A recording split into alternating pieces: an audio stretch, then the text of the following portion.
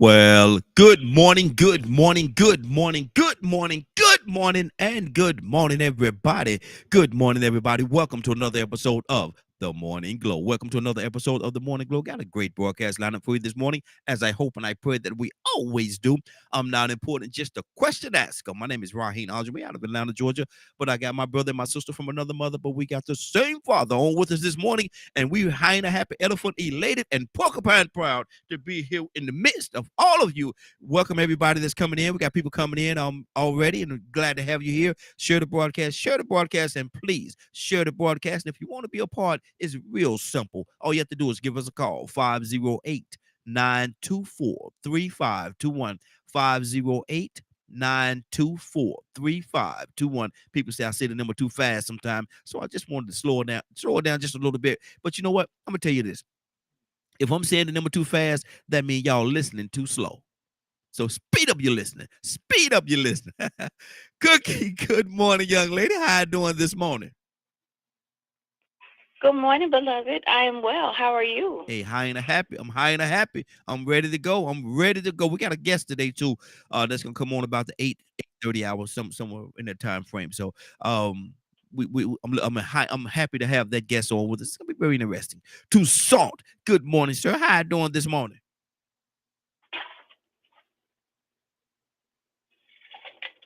Toussaint? I'm listening slow. I'm sorry. Good morning. I got y'all wonder what's going on. I like, wait a minute now, hold on now. He one of them slow listeners over there. He rolled on that bus. Captain Leonard, good morning, sir. How you doing this morning? Good morning, Raheem and the Morning Glow family. Now let me ask y'all this question. Hold on. Got somebody else want to greet them as well. Badger, good morning, sir. How you doing this morning? Good morning. Another blessed day. Yes, it is. Yes, it is. And what y'all got going on for the weekend? Anybody got any great plans for the weekend before we kick this thing off? What we got going on this weekend? Anybody?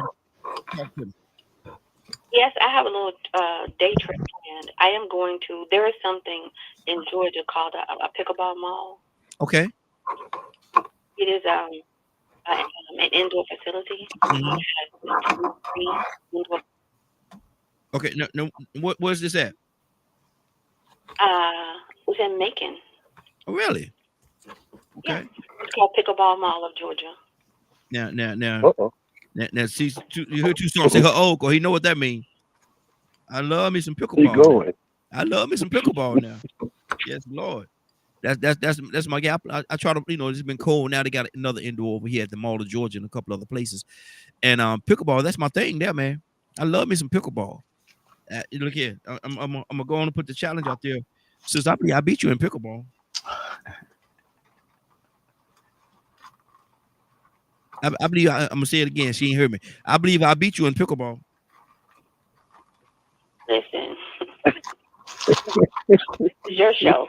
So on your show, you can say whatever you want. Okay. Okay. Doesn't make it so. Uh, okay. All right. Now, all right. Now we get out there. It's a whole different thing. Now I'm gonna tell you something. I'm not gonna take it easy on you. Listen, you don't have to. Uh, Just be mindful of your shoes, because I do believe in smashing. ooh, Leonard. She I talking. ain't feet. Oh, She talking. I'm already betting on her.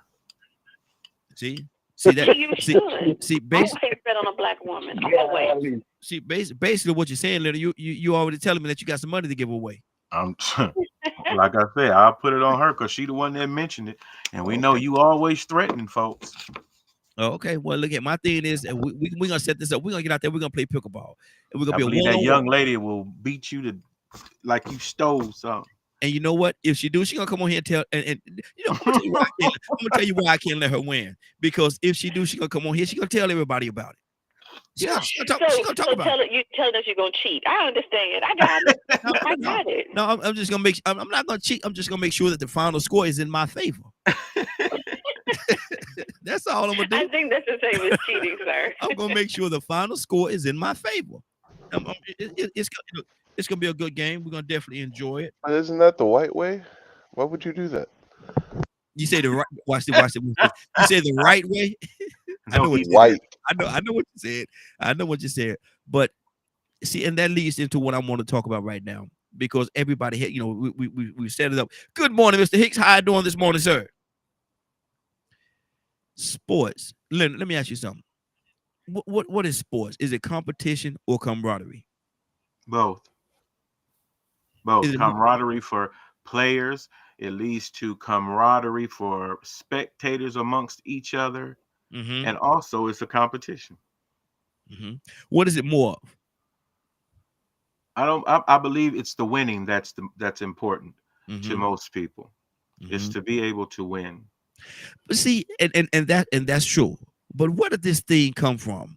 Where did this thing come from? Where you just have fun, just enjoy playing the game. It ain't all about winning. Is that a lie? Well, it's not all about winning, Mm. but that's why you play. Mm-hmm. I don't even believe you should play if you don't want to win. Yeah, exactly. Let me go to Cookie. Is sports camaraderie or is it competition? It's definitely competition. Mm-hmm.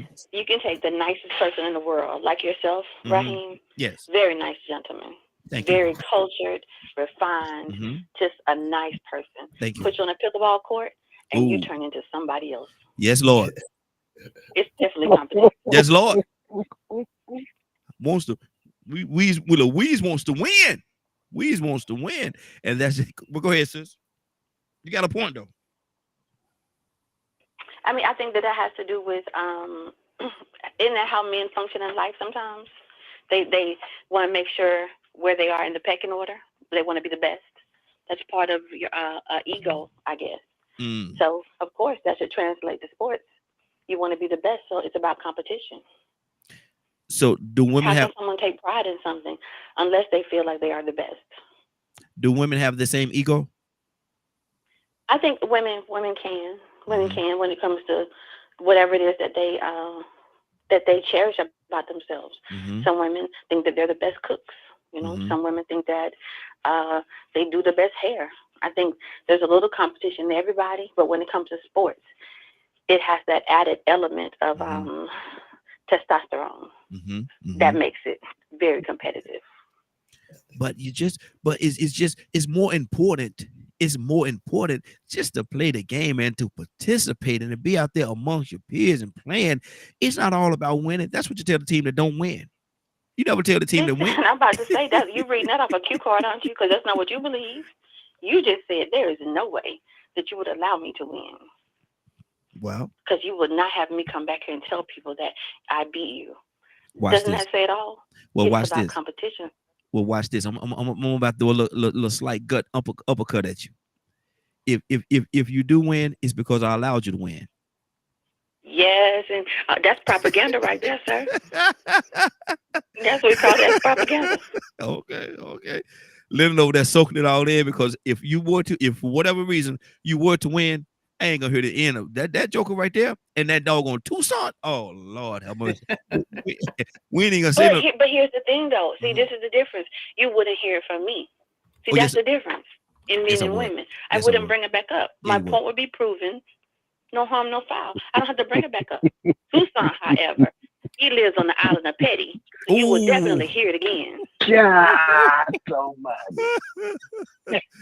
Tucson, you live on the island of Petty. Wow. Ooh. Go ahead, Tucson. Now, how in the world do you throw a right hand uppercut and a Superman left hand punch at the same time? It just happened. How'd it feel? I think it must be ego, because I think more so my feelings are hurt more.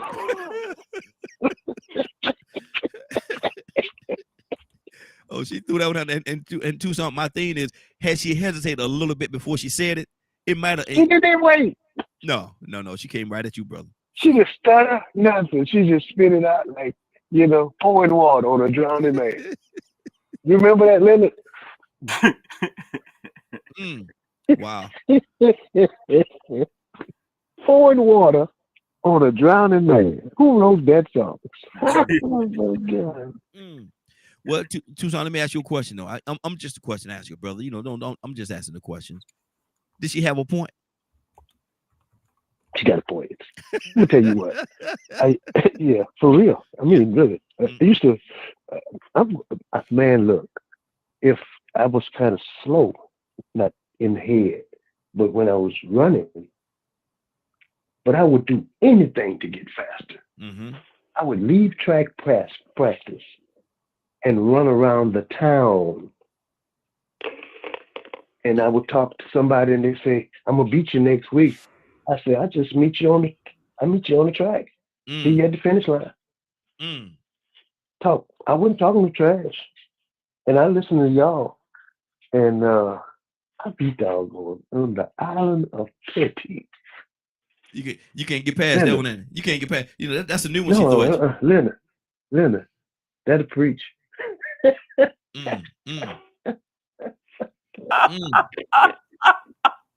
She hit you, brother. She hit you. Oh, boy. She hit you.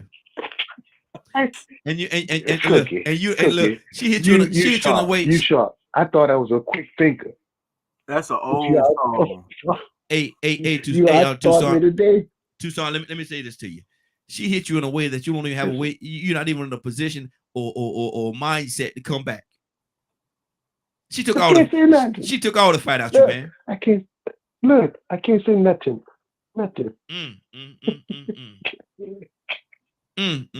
Because she might be right. Might. Of course I'm right. to check my. Oh, doggone it! Look at come back. Listen, She going for the encore. Encore. I love you no less for it. You are who you are. We love you just like it. There you go. Look, she said with your petty self. You know what? That sounds like she did me like my daddy used to do. He was an expert chastiser. And then after you cry, you know they cry when you don't make no noise. Mm-hmm. And then he'll come back and say, you know I love you. So you gotta be kidding me. Hey, Tucson, my heart hurt for you, brother. My heart hurt for you. And I'm gonna tell you something. Mr. Hicks' heart hurt for you too. Mr. Hicks, good morning, sir. How you doing this morning? Good morning, Raheem. Good morning, brothers. Did you feel that? Did you feel that, Mr. Hicks? Did you feel it too? It wasn't directed at you, but did you feel it? Yeah, I felt that. It's typical of our sisters, how they measure us. It's yeah. I never really liked sports. I was 6'3" when I was in the 11th grade, and the basketball coach in high school was always trying to recruit me because I had game. I would play with the players on the courts and stuff, but I just couldn't get with them coaches how they talk to folks and how so I opted out for wrestling. I wrestled for 4 years, and after that I got into a lot of one-on-one sports where it's all on me, I'd say mano kind of thing. But I think is that a part of that male machismo that she's talking about? Yeah, I could, I don't know. I think my mother was an evangelist, right? And she was very critical, and she's always measuring everybody around us by scripture. And it was a constant thing around you did something, she'll find a scripture to put you in a thing. And it was, so it made me I grew up with a difficulty in woman's authority over me, because I could never please my mother, and I think because you hold people to a high standard. So in sports, people out there talking that yang, that's part of the game, talking that yang, and I was too thin-skinned because I had to keep myself in control because this is my mother. I can't react the way I want to, say what I want to. She's my mother and I love her. I don't understand her. But when I got on the court out there in the world, I just was thin-skinned. You couldn't talk to me any kind of way. You couldn't say anything to me. I could play a game. A lot of times in military, when you play on different bases with people from different places, and you saw that that it was a different intensity in New York and Jersey. Those kind of, it was different playing with Southern brothers from Texas. They had a different spirit. You can joke and play with it, and you could talk about it, but it wasn't mean spirited. But how I always traveled, when a guy made a good shot, he made a good shot. I think the thing about sportsmanship, I want to win, but I want to play by the rules. I don't want to be cheated. That's my whole measurement of everything. It's about let's play this game, whatever the game is. Let's play by the rules. Let's not. If it's called a due process and legal. Before you call someone innocent till proven guilty. I mean, as long as you're playing by the rules, I can go with it. As we know in politics and sports, people, their main interest is to win by any means, and that's the part. That's the part I don't agree with that. Now, Mr. Michael Jordan said, if you ain't cheating, you ain't trying to win.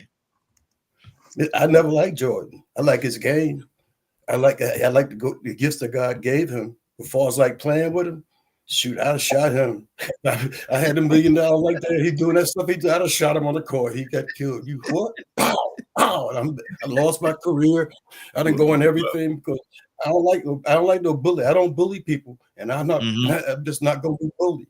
You ain't gonna say anything to me. I don't care how much money you got, whatever. No, I don't like Matt. I like LeBron, and simply because he's a team player, that he builds. He got his flaws. It's all sports, but he's more kind of playback I could play with and watch. Jordan, awesome though. I gotta tell you, man. When he was dogging him, woo, yeah, but he wasn't a good guy. What a nice guy. Still ain't. It was a bully. A bully on the court. Man. You're a bully. You're a bully, man. He got skills. He's the number one man. Everybody knew it, and he just wrote it. Okay. Draymond. Is Draymond Green a bully? Yes. Oh Lord, yes, he is. He is a bully. He a bully. He's a bully and he's a coward. And I think he can do that stuff on national TV when everybody watching this stuff. You catch that guy in a dark alley. I'm serious. I know bullies in their heart of hearts are cowards. They pick their battles. They pick to do it in front of people that somebody could grab them and all that. Get him alone in the dark corner. See, he won't be able to get away fast enough, huh? I know because in a dark corner there's that 9, there's that Glock, there's that knife.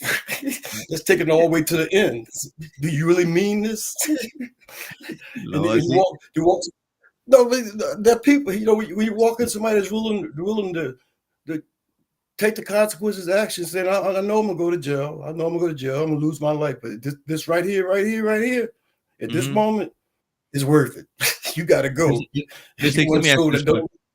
Let me ask you this question, man. And we got a couple other people on the phone, and I'm gonna go to them as well. Let me ask you this question, Mr. Hicks, and I want you to answer truthfully. Was you a thug, brother? Was you a thug? I was a person that thugs feared. When I came back from Vietnam, we was taking off the drug dealers. We was taking them off and come by and say, "Listen, you brother, I know you're a brother and stuff. I know life is rough and stuff, but you got to get off this corner." That's what the thing with El Jamil, H-Rap Brown there in the West End. My daughter married into that family. I had a hard time getting out of that back in the day. Put on full screen. But they cleared up the West. Yes. But they cleared up the West End. They cleared it up. No drugs in the West End, no prostitution in the West End, none of that stuff. But they had soldiers run around. But then when you get into that kind of thing, when you're trying to make people, force them through arms to do what's right, it's almost like a thing. You become a monster too. It's like, and I guess it takes me to the point of knowing that this is a spiritual battle. It's a battle for our minds and for our hearts. And when I talk about those things about in that sense, that's really like that's the flesh side of me, because I'm dual. I mean, everything with me is like, I see the physical, then I try to put it in balance by going to the spiritual. Say, okay, although I walk in the flesh, I don't walk the flesh. My weapons are stronger. And then the way of Jesus. And it's a difficult thing. I was just reading some stuff last night that just hit my heart, that I'm so far removed from the example that I try to follow. I mean, Mm-hmm. but then I look and see how we've gotten away from the essence of the power that was displayed by this heart that was in line with the Creator. I believe in Good the deal. healings. I believe Mm-hmm. in curing leprosy. I believe in feeding the Oh, 5,000. good day. Mm. And that's good. Hold right there, brother. We gotta pull the people that's on the phone line because Yes, sir. if I let you go, brother, you're gonna have a whole sermon going on, brother. We don't went from No, I wait basketball for you to to stop me. I'm I just wasn't. I'm just I'm just don't pay me. You know I'm silly, brother. I was waiting for you to stop me. There you go. You're He said, all I'm gonna right with talk till me, you though. stop me. Ms. Hicks said, I'm gonna talk till you stop me. I'm gonna keep going till you stop me. Now, if you don't stop me, I'm gonna keep Yeah, going. It's gonna be I 10:30, and I'll still be got talking. words in it. Good deal. Let me go. As a matter of fact, before I do that, we got Badger here with us as well on the video side. Badger, good morning, sir. How you doing this morning? Phone, I'm coming to you next. Good morning. Is sports competition or is it camaraderie? I'd definitely say competition Mm-hmm. like the gladiator days. Mm-hmm. The gladiator. Good Lord, you don't want to turn the pages on there, brother. Go ahead. What do you mean turn the pages on you? That's way on back. I mean Gladiator. it's just a continuation of that. Mm-hmm. You know, there are some that use it as a way to solve issues. And then however the majority use it to see which one is peeing farther. Who had the biggest kahunas? Yeah. Mm-hmm. So I kind of laugh when we get on these sport topics because it, a lot of times, like with football and basketball and all this kind of stuff, you get, I mean, yeah, there can be that one player that, gets the team to, work together and synergize and stuff like that. But that one person isn't nothing without the whole team.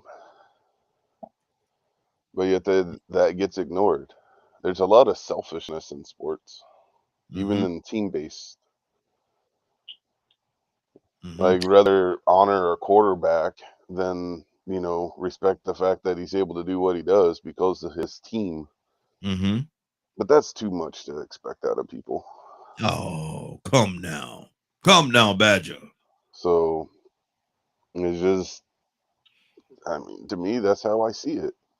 Okay. I don't. If it was to me, if it was a true competition and there was respect about it, the people that would be losing would also just be learning something Mm-hmm. from it. They wouldn't let their ego and pride affect them. Good deal. Good deal. 508-924-3521. 508-924-3521. Asking a question this morning: is sports competition or is it camaraderie? Is it more of a competition or is it more of the camaraderie of two teams coming together to play against each other, have a good time, just enjoy the sport. Just enjoy the sport. Brandy, good morning, young lady. How you doing this morning? Good morning. I'm well. How are you? Hey, doing good. Good to have you, sis. Is sports competition or do you see it as camaraderie? I think I just had a little conversation about that yesterday too. It seemed like touching on some of the subjects I recently talked about. I think for most of it is like it's competition. Just because of the aggression and things behind it. Like you have to just the whole it's still a sportsmanship, but I still feel like it's so aggressive that it makes it, competitive Mm-hmm. in a way. So Mm-hmm. yeah. Does sports have its So place? do what? Does sports have its place? Does it have its place? Like, Yes. In our what do you mean? in our existence, does sports have its place, or is it something that should be done away with because of their competition and camaraderie? No, not camaraderie, but the competition that goes along with it and cut each other. No, because it's a form of entertainment, So I don't think that it should be, and then it's big business too as Yes, it is. well. So I don't think it should be done away with because of that. Because it's like, what else would it be? Mm-hmm. What else would it be? As far as people having that entertainment source, Mm-hmm. So I definitely think it's one of the main outside of music. Yeah, it's just right up there. So Mm-hmm. definitely with a big form of entertainment. Good deal. Good deal. Toya with a T. Good morning, young lady. How you doing this morning? Well, good morning. Good morning. How y'all doing? Hey, we doing amazing this morning. I got a question for you. We're going to switch up the topic, but I got a question for you right now. We're talking about sports. Is sports competition or is it camaraderie?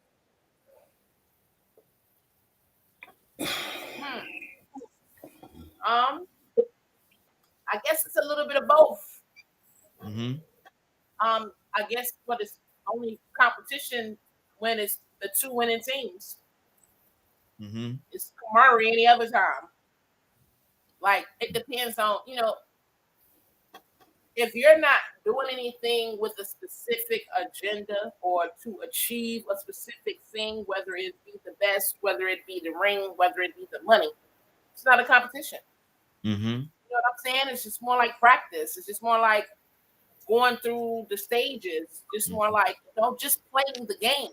Yeah. But when you change the aerodynamics, that there's a prize at the end. You're gonna be the best at the end. You're gonna be labeled as the greatest, and whatever flourishings come with being the best and being the greatest, that's what changes it into competition. We can kick a ball around all day long, all we want to. You know how many Latinos we around here kicking around the ball for no reason until we started getting the teams up in soccer, like the Atlanta Pride Thrashers, whatever their name is. I don't know what their name is, but I mean, like a lot of people play soccer.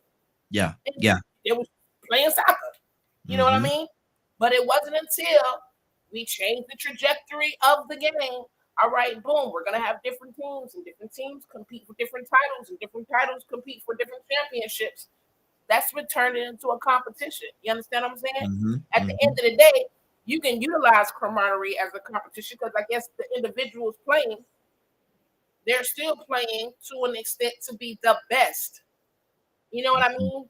But if you're not playing against someone for a purpose, it's really not a competition. It's like what? A tryout. You know what I'm saying? So it just really depends on what's at the end of the road to determine if it's a competition, even with life. You know what I mean? There was a moment that God had to say, Toya, stop. This ain't a competition. Like, who you compete with? Yeah, yeah. You know what I'm saying? Like, just do you. You know what I mean? And I think oftentimes, even in life, we try to utilize that. Everything's a competition. You got to be better than, greater than, have more than. And at the end of the day, you're giving yourself a stroke because you're competing in a sport that doesn't even matter really. You know what I mean? So you're trying to compete at something, and there's no other players in the game. It's just you, and that's oftentimes what we do in life. It's just us, right? And when you find yourself competing against the Joneses, when you find yourself competing against the Jay-Z and Beyonce's on your $35 salary, you're that's really not a competition. You understand what I'm saying? So it really just depends on the trajectory of the person, right? Their mindset, and what's at the end of the road, determining what makes this a competition or not. Wow, wow. Tucson, what's on your heart, brother? I made a comment and Pee Wee games. Y'all ever saw parents fall out? Oh yeah. Fall out, fighting, all kind of things. Yes, sir. Does that look like camaraderie? Or it's competition? It's just a game. That's what they tell you. That's the verbiage. I saw a coach in a little, I think they must have been about 7 or 8. Cookie, I can't get over it. I'm checking myself because you said it. I'm sorry. You hurt my feelings. No, you can't. I ain't got the feelings. Anyway, no, but have you ever seen? I saw this coach. He was trying to usher his players to go on the other side, in some kind of way, the other team got the ball, and this little bit boy, he must have been 6 or 7, goes to shoot up a layup and block the ball. Mm. Mm. That's kind of serious. Yeah, that's real serious.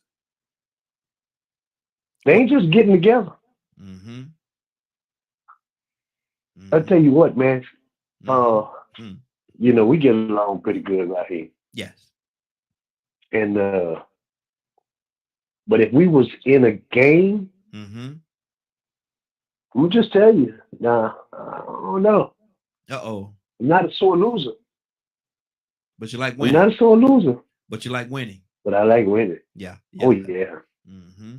I used to go and I never did want to come home. You know how they give you a trophy, you know, and a plaque or medal, something, a T-shirt, or whatever, for the award. I never did want to come home with nothing. Yeah.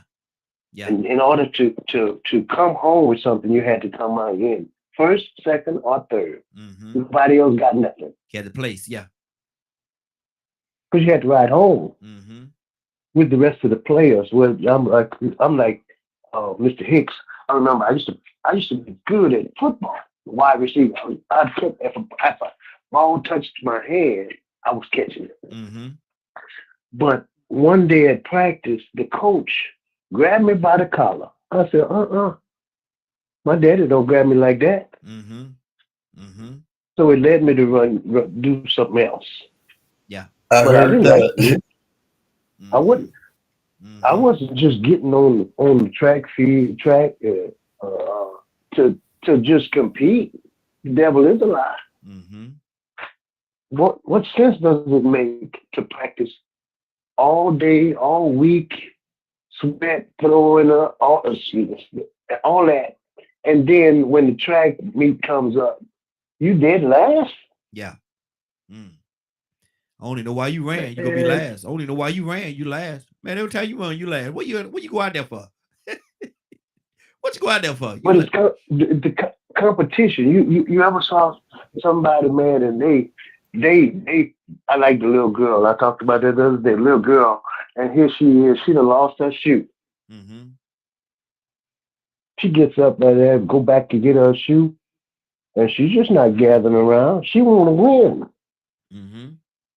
Oh, it's all about competition. You just say that, and I'm gonna shut my mouth. Good deal. Cookie, what's on your heart before we switch the topic?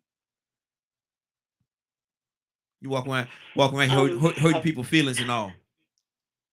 First of all, I know. Toussaint, let me apologize to you profusely. Shame on me. Shame on me for saying the thing that I've been thinking. Shame on me for saying the thing that everybody on this panel thinks. Shame on me for calling you out. Shame on me for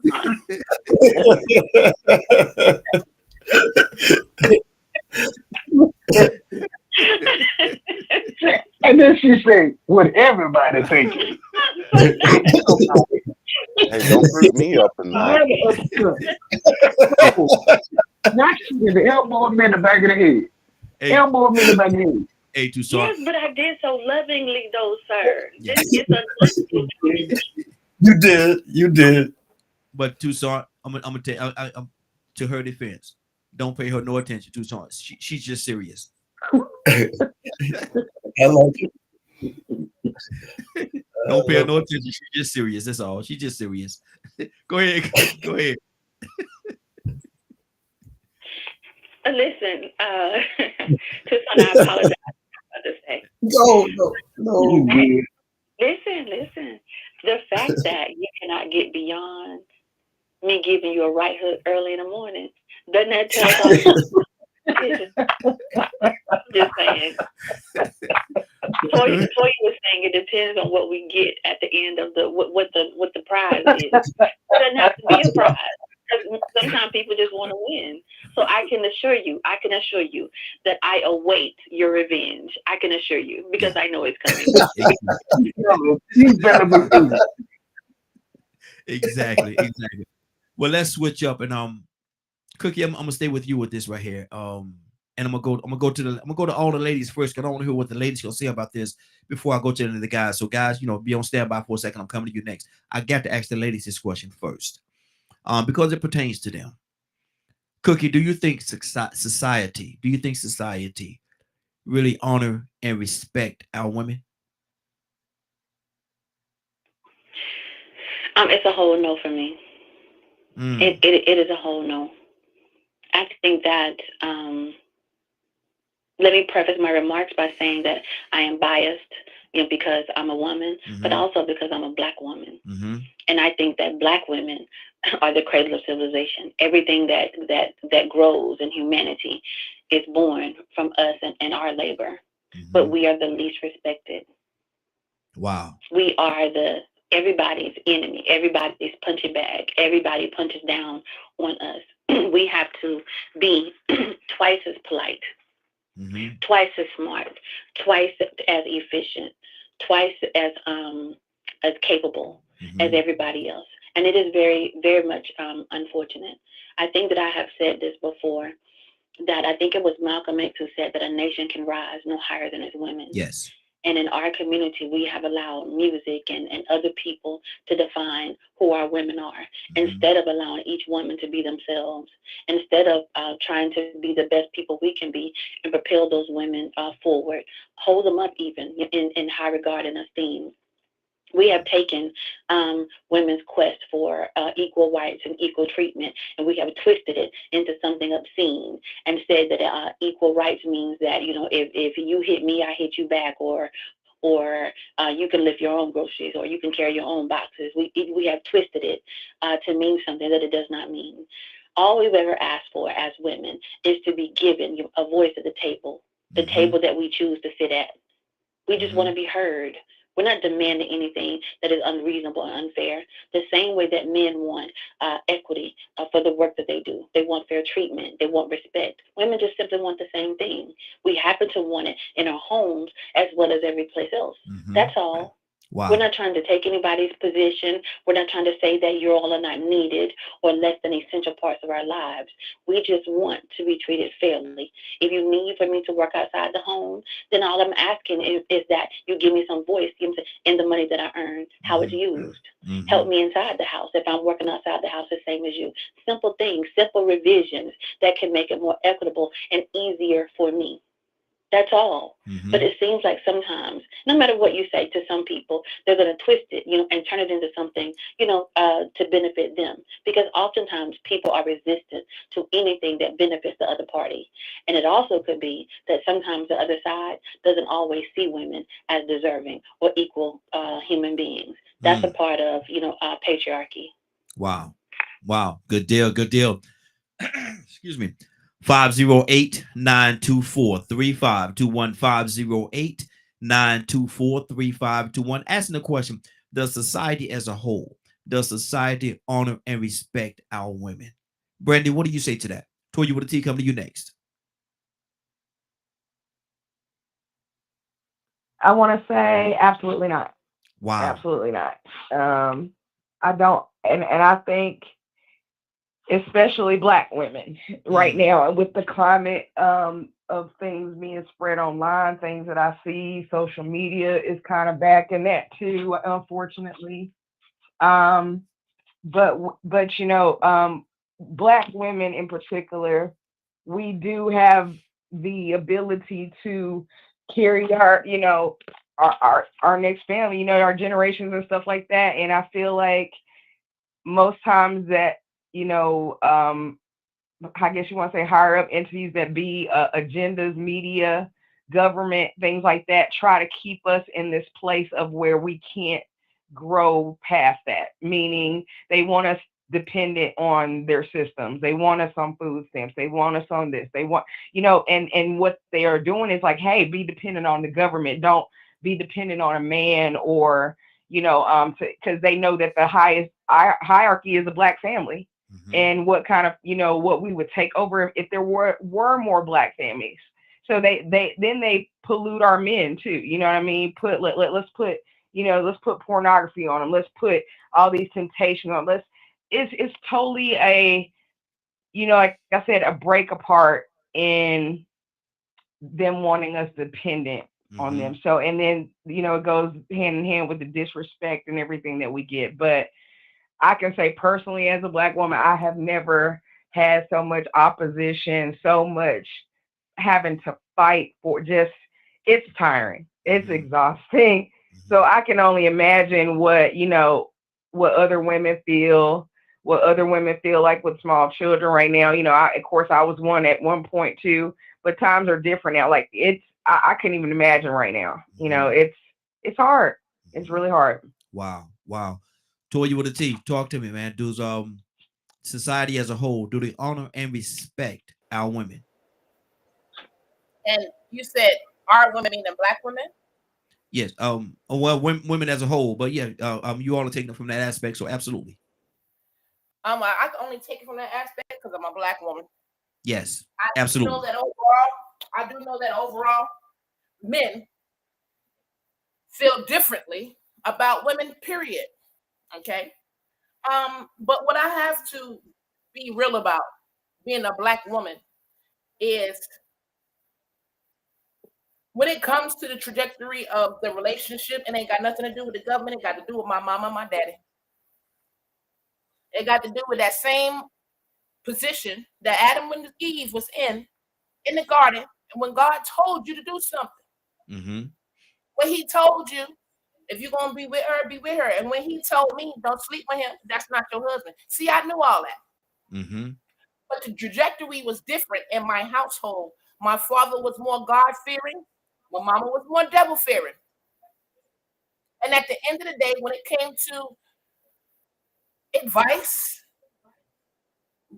visions, or a picture on what a strong Black relationship was, it wasn't there. And again, I'm not going to, at 47, I'm not going to blame that on the government. I'm going to blame that on us. We've been knew what God told us. Forget them damn white folks. Forget what America and the United States said. God been told us what to do. He wrote it in our bones. And we will not do right. Yeah, point out there. Hey, they had a whole city that turned to stop. They're doing some of everything with some of everything. This ain't new. But we still refuse to do what the Lord said, to do some of the things that is the devil's work. I'm not gonna blame that on the government anymore, because when I blame it on the government, there's no repairing, because they're not gonna repair it. They're not gonna fix it. Now, were there influences to make us make choices? Absolutely. The same way the snake was in the garden, it was a choice. And when God told that man, she's not gonna be your wife, don't be with her.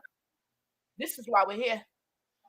Now, I'm not talking about the 1600 when we first got here, and it was have sex with your niece or die. Even in that, I would have went on a rampage killing folks. But that's okay. Neither here nor there. My family got to live. I'm so scared to die and my family to die. I much rather be captured into bondage and forced to have sexual desires with whomever. Okay, I can see that being society fault, but we're not going to do that after 1965, 66. No, we're not. And this is I know that I'm asking this question for my listeners. I know what my answer is, but how do you, after that point, and you've been programmed in such a way, how do you turn it off? In the program. There you go with that program. Come on, stop. We're not computers. We're not robots. Trust me, Raheem, been there, done that. I was a part of the toxicity from which I grown, but I always knew different. I didn't want to choose different. I didn't want to be hurt. I didn't want to be faithful. I didn't want to be committed. I don't know that God stuff, because it seems like you come in last place. So now, we're not going to do program. We're going to use influence. Okay, but to this very day, Raheem, they tell us that they're killing us with food and we're still eating it. They tell us that they're killing us with medicine and we're still going to the doctor using it. They are telling us in our face all of these things that are poisonous towards us, and we don't care. We still want it. Forget that. I'm going to eat the apple anyway. I don't want what you got, Lord. The apple looked good. She touched it. She ate it. Ain't nothing happened. I'm going to eat it too. And nothing didn't happen until him ate it too. Okay. That program thing I was talking about, because I think that as a whole we are programmed in a certain way. We're even programmed to the point that why do we stop? See, I don't know if I want to go here, but why do we stop? Why do we stop at the red light? Because we're programmed to say that because we know if we continue through that red light, there's repercussions that can happen. But that's a program. They program us in a way that when the light turned red, you stop, and we do that. You program your kid not to be having sex at 12 too. We do. But at the same time, but that's still, but to your point and mine, that's still a program. It might be a program, but it's a program for the what? Why you program your child to not have multiple men and not have sex at 14? Why do you program her that way? It's natural. Mm-hmm. It's natural. They've been doing it. They do it over there in Afghanistan. They marry off at 12. So why do we call ourselves programming our kids in that way? What's the point? I was just speaking on the program, since you wanted to. Okay. Yeah. I mean, we could definitely go there, but like I said, we got a guest that's in the green room right now that's waiting to come in, and we got a lot of people that's doing it. So, but we could definitely go there, but let's you and I do a program on that. Okay, I heard on that. Just keep in mind, they do it because they feel like it's the safety and well-being of you. People say that Christians are programmed. Mm-hmm. You feel me? And it's God's program. It don't make no difference. If you want to be under anybody's program, it need to be the Lord's and not the devil's, because it ain't but two programs to choose. Well, man, come up with his own little program too, but that's a whole different conversation. Let's go to Tucson. As a whole, do we honor? Does society, not us, do society honor and respect our women?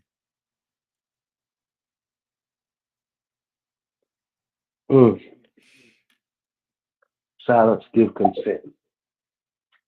Mm-hmm. I guess, because Lord, I mean, you painting with a wide brush, because for the most part of what they put in front of us, I'm gonna just throw it out there. Sometimes we gotta respect ourselves. Mm-hmm. I mean, let me tell you how I am, for real. I don't look for nobody to respect me. Mm-hmm. I respect me. Mm-hmm. Let's start with me. And regardless, I think that because we all over the place. We don't know what kind of respect we desire. Mm-hmm. All over the place. I mean, you don't even know. Come on. Who you meet these days, because we I don't even know. But our women cover themselves up with stuff to make themselves look like somebody else. So who do you really expect? The disguise, that's what you want. Everybody want to look like Beyonce. Tucson, I'm gonna come over there and take that shovel out your hand, brother, because you're digging a deep hole right now. I'm gonna come over there and take that shovel out your hand, brother. I'm gonna take that shovel out of your hands, brother. Woo! Okay. Let me do this. I'm just okay. You asked me. Yeah. Absolutely. And I know we got a guest, so I'm gonna shut up. But I don't have to be right, but I'm free. Ryan, good morning, sir. How you doing this morning? Doing good. How you doing? Hey, doing good. Ryan, as a whole, does society honor and respect our women? It's hard to say yes or no when you have a certain percentage who don't even respect themselves. Just being transparent. Mm-hmm. Go ahead. Do I respect women? Absolutely. Do you respect women? I believe so. Yes. But there are entities and powers out there that don't. Mm-hmm. I mean, think of this. I know it ain't We Out Wednesday, but I'm gonna say a way out Wednesday thing. Women fought for so many years to be on an equal playing field, to have the right to vote, go do all of these things that they fought for tooth and nail, and they finally got it. And now they're having to fight men again because men want to take the role as women. So now they're having to fight men for something else that already belonged to them again. I don't think that's respect. Should women have to fight for the right, if they so choose, to have an abortion? You touching on some sore stuff right now. Toya, you silly.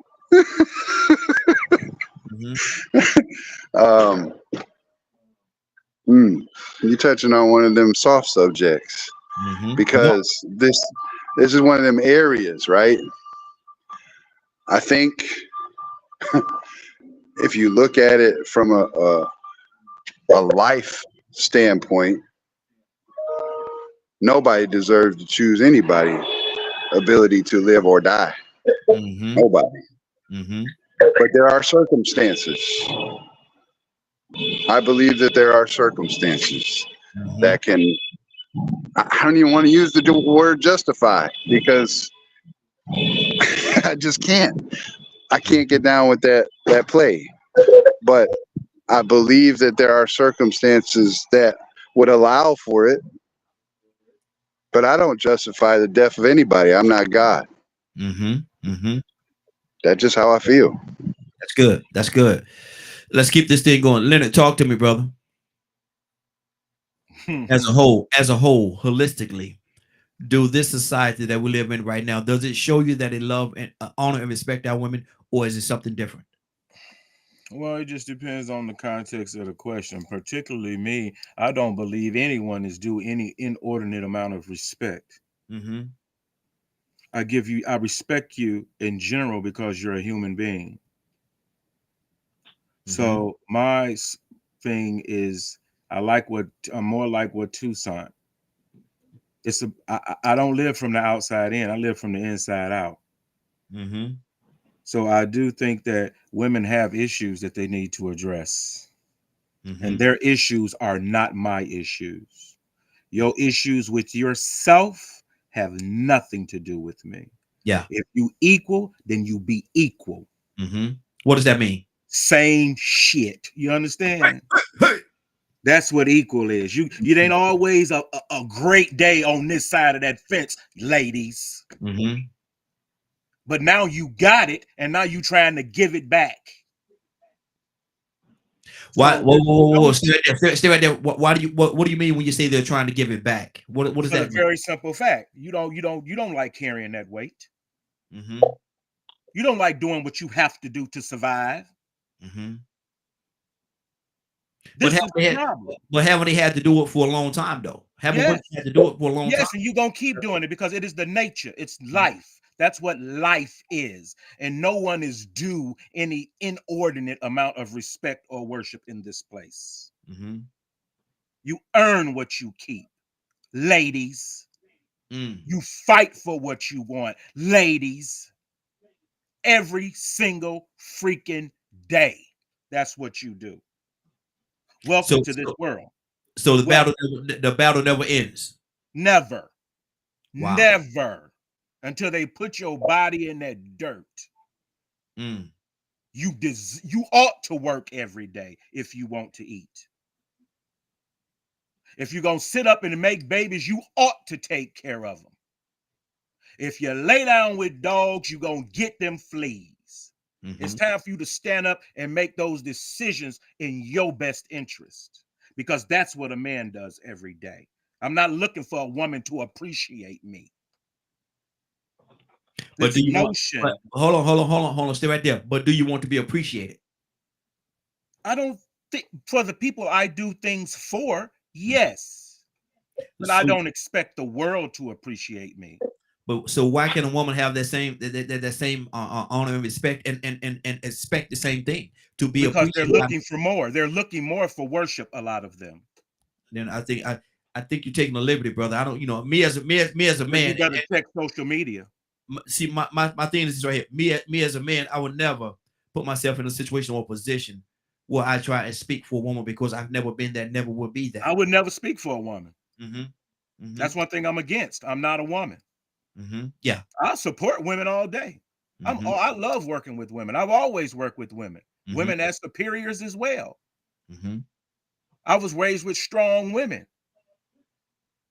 and they handled their business, and they didn't make excuses, and they wasn't sitting around talking about why a man don't want me, because they was too busy taking care of their business.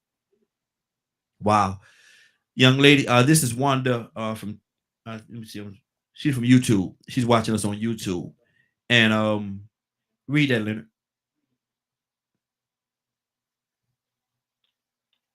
Can you see it? Oh, you're muted, Leonard. You muted, brother. We can't hear you. Somehow That's you muted. true, but they don't want to admit it. Now, a lot of women are crying wolf. Wanda's a very smart woman. Why? Because she agree with you? No, because she accepts the truth of the matter. It's not about agreeing with me. It's you who are failing because of this inordinate need for someone else's appreciation and affection. Okay. If you want to be scriptural about it, you can go back to the text. Supposedly in the text, this was your curse, according to the text. Okay. Let's keep this thing going on. We got a few more minutes. We're going to bring our guest in. The guest is actually in the green room right now. But let me go to Badger. What do you say to that? As a whole, do society honor and respect our women? Society, man, I'd say no. You say no? I'd say a good portion don't. I mean, my house is matriarchal, so you know I have different views on things, and I don't like how women are portrayed today. I don't like hearing them be called the B words in music.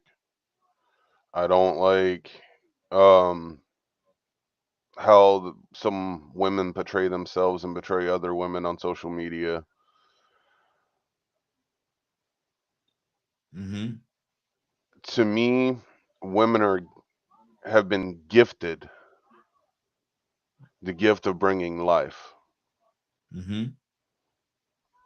I've never accepted anything that has to do with saying that women are cursed. That just feels wrong to me. And I feel that that's played a large role in how women have been treated through history. So you think a lot of people think women are cursed? I think there's a good portion, especially in white communities. A lot of the ones I grew up with were, women should obey men. And then I found out that white communities ain't the only ones that do it. So I've come to learn that that's been adopted all over the place. So, and see, there's something that's always been on my mind, and then this is a interesting topic. For those that say God is a man, where in the world were y'all born from? And why ain't that talked about? Where's the honor of the mother? There's honor for the father, but where's the honor for the mother? You want to know why we don't treat women well? We don't even honor the mother. That should say everything I want to say all by itself. So hold on. Give me some clarity, because we got a couple other people I want to touch, and then we're gonna go bring our guest in a minute or two. So you saying everybody honors the father, but nobody honors the mother? Not that I've seen. I mean, look at the way things are spoken. Okay. What God the Father. Hold on. God the Father this, God the Father that, but no one talks about the mother. Badger. What the Catholic religion, do they honor the mother? You talking about Mother Mary? Yes. depending on how you look at it. No. From the Catholic standpoint, they honor the mother. They honor the Mother Mary, and they the same thing people say about Father God. They say Mother Mary, and it's all about that. That's what they do. That's a basis. I will have to look more into that because I don't know how they actually go down with that. You might want to do. But that's not what I'm talking about. You talking about they honoring the father, not honoring the mother. I gave you an example of what they do honor the mother, but now you're saying that's not what. No. Okay, so the mother you're talking, Mother Mary, was the mother of Jesus, right? Mm-hmm. God. Mm. Is God, there's the whole debate of God, is God male or female? This gonna take us down a whole nother road. Yeah. Hold on for a second, brother. This gonna take us down a whole nother alley. Let me go to Mr. Hicks. Mr. Hicks, what's on your heart, brother? Talk to me. As a society, do we as a society honor and respect our women? Why not? I think as a society, the human being is not honored, appreciated. Our experience in sojourn in this country. Let's stay focused on and you're right. And what you're saying is right, but let's stay focused on the woman. That's what I'm trying to do. Okay, go ahead, sir. I apologize, sir. I apologize, Mr. Hicks. Don't thug out on me. Go ahead, brother. No, just like give me space.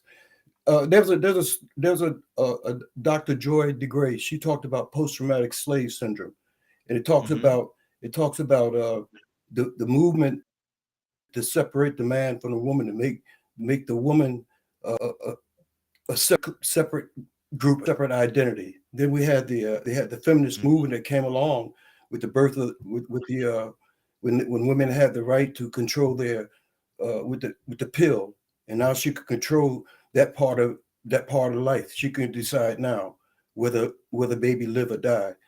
And what it did was it made them a different party. They see themselves as separated. Everything in scripture talks about the man and woman as being a unit and being flesh of flesh and blood of blood. There's a connection that happens that is spiritual. So I think I give you experience. When I was little, and I guess it might have been early 50s, because I was with my granddad, and the guy that he worked for, he sharecropped the land. He would come drive by in the truck, and when he drive up to his house, he would ask for Annie. That's my grandmother. She would come out. She would talk to him, and she would relay what this guy said to them. My father was a different kind of guy. And he got in a lot of conflict with my mother because he didn't want her to rule over him.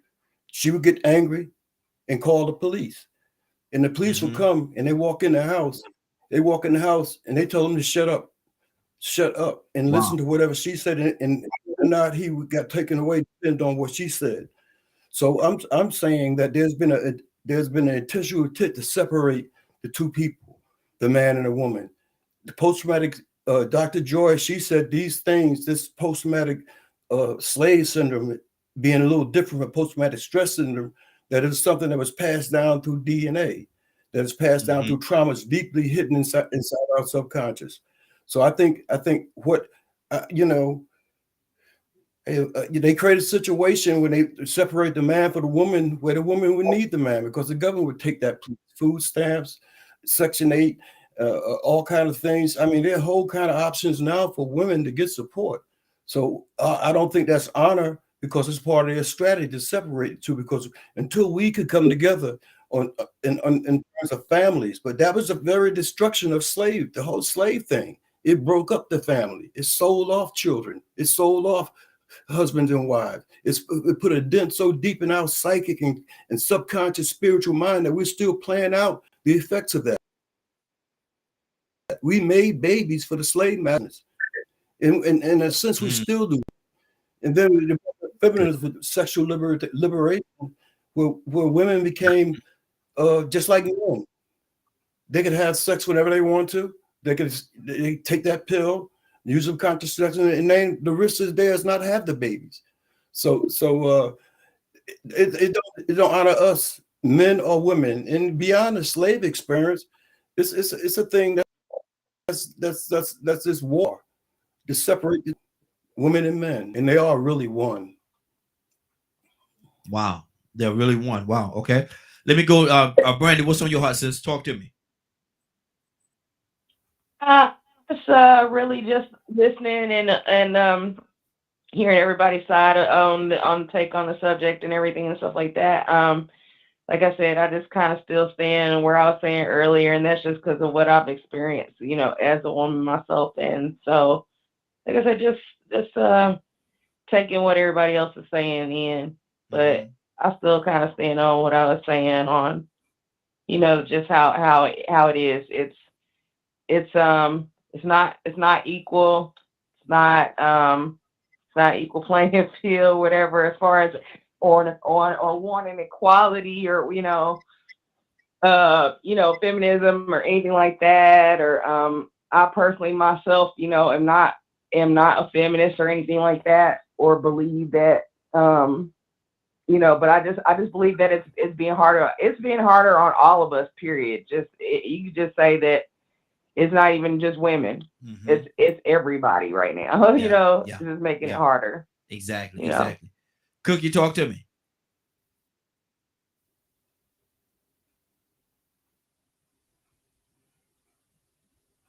Cookie, you there? I'm sorry, I'm here. My apologies. Okay. What's on your heart? So I saw a video recently of some wild horses, and the significance was there was a horse in the middle of this field, and she gave birth to her foal. And the minute that the baby hit the ground, the mother stood over it to protect it. Less than 30 seconds after giving birth, here come the male horses. And I couldn't really understand exactly what was going on. They appeared to be, I thought they were just trying to inspect the baby, but the mother was protecting them. She was kicking and carrying on, and then one of the horses snapped at the baby. He got close enough to snap, and the mother kicked him, and she's running in circles because there's 2 or 3 male horses surrounding her.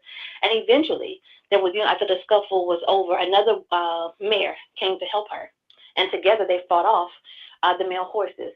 And so I did some research, and I found out that in the wild, male horses, oftentimes if a foal is born and it is a boy, they will unalive it because it becomes competition for mating. That was a little bit shocking to me. It also reminded me of a story about elephants. When an elephant gives birth in the wild, other female elephants gather around her to protect her, and they urinate all over the space to mask the scent of a newborn baby being born. The reason that these are relevant is because I think sometimes that men don't understand that this is what it is like for women sometimes, Black women in particular. It is the moment that we give birth. We don't even get a moment, to gather ourselves, to recover. The struggle begins. The tussle begins the moment that the baby is born. It's as if the expectation of us is that we're super people and that we can endure anything without compassion, without support, without encouragement.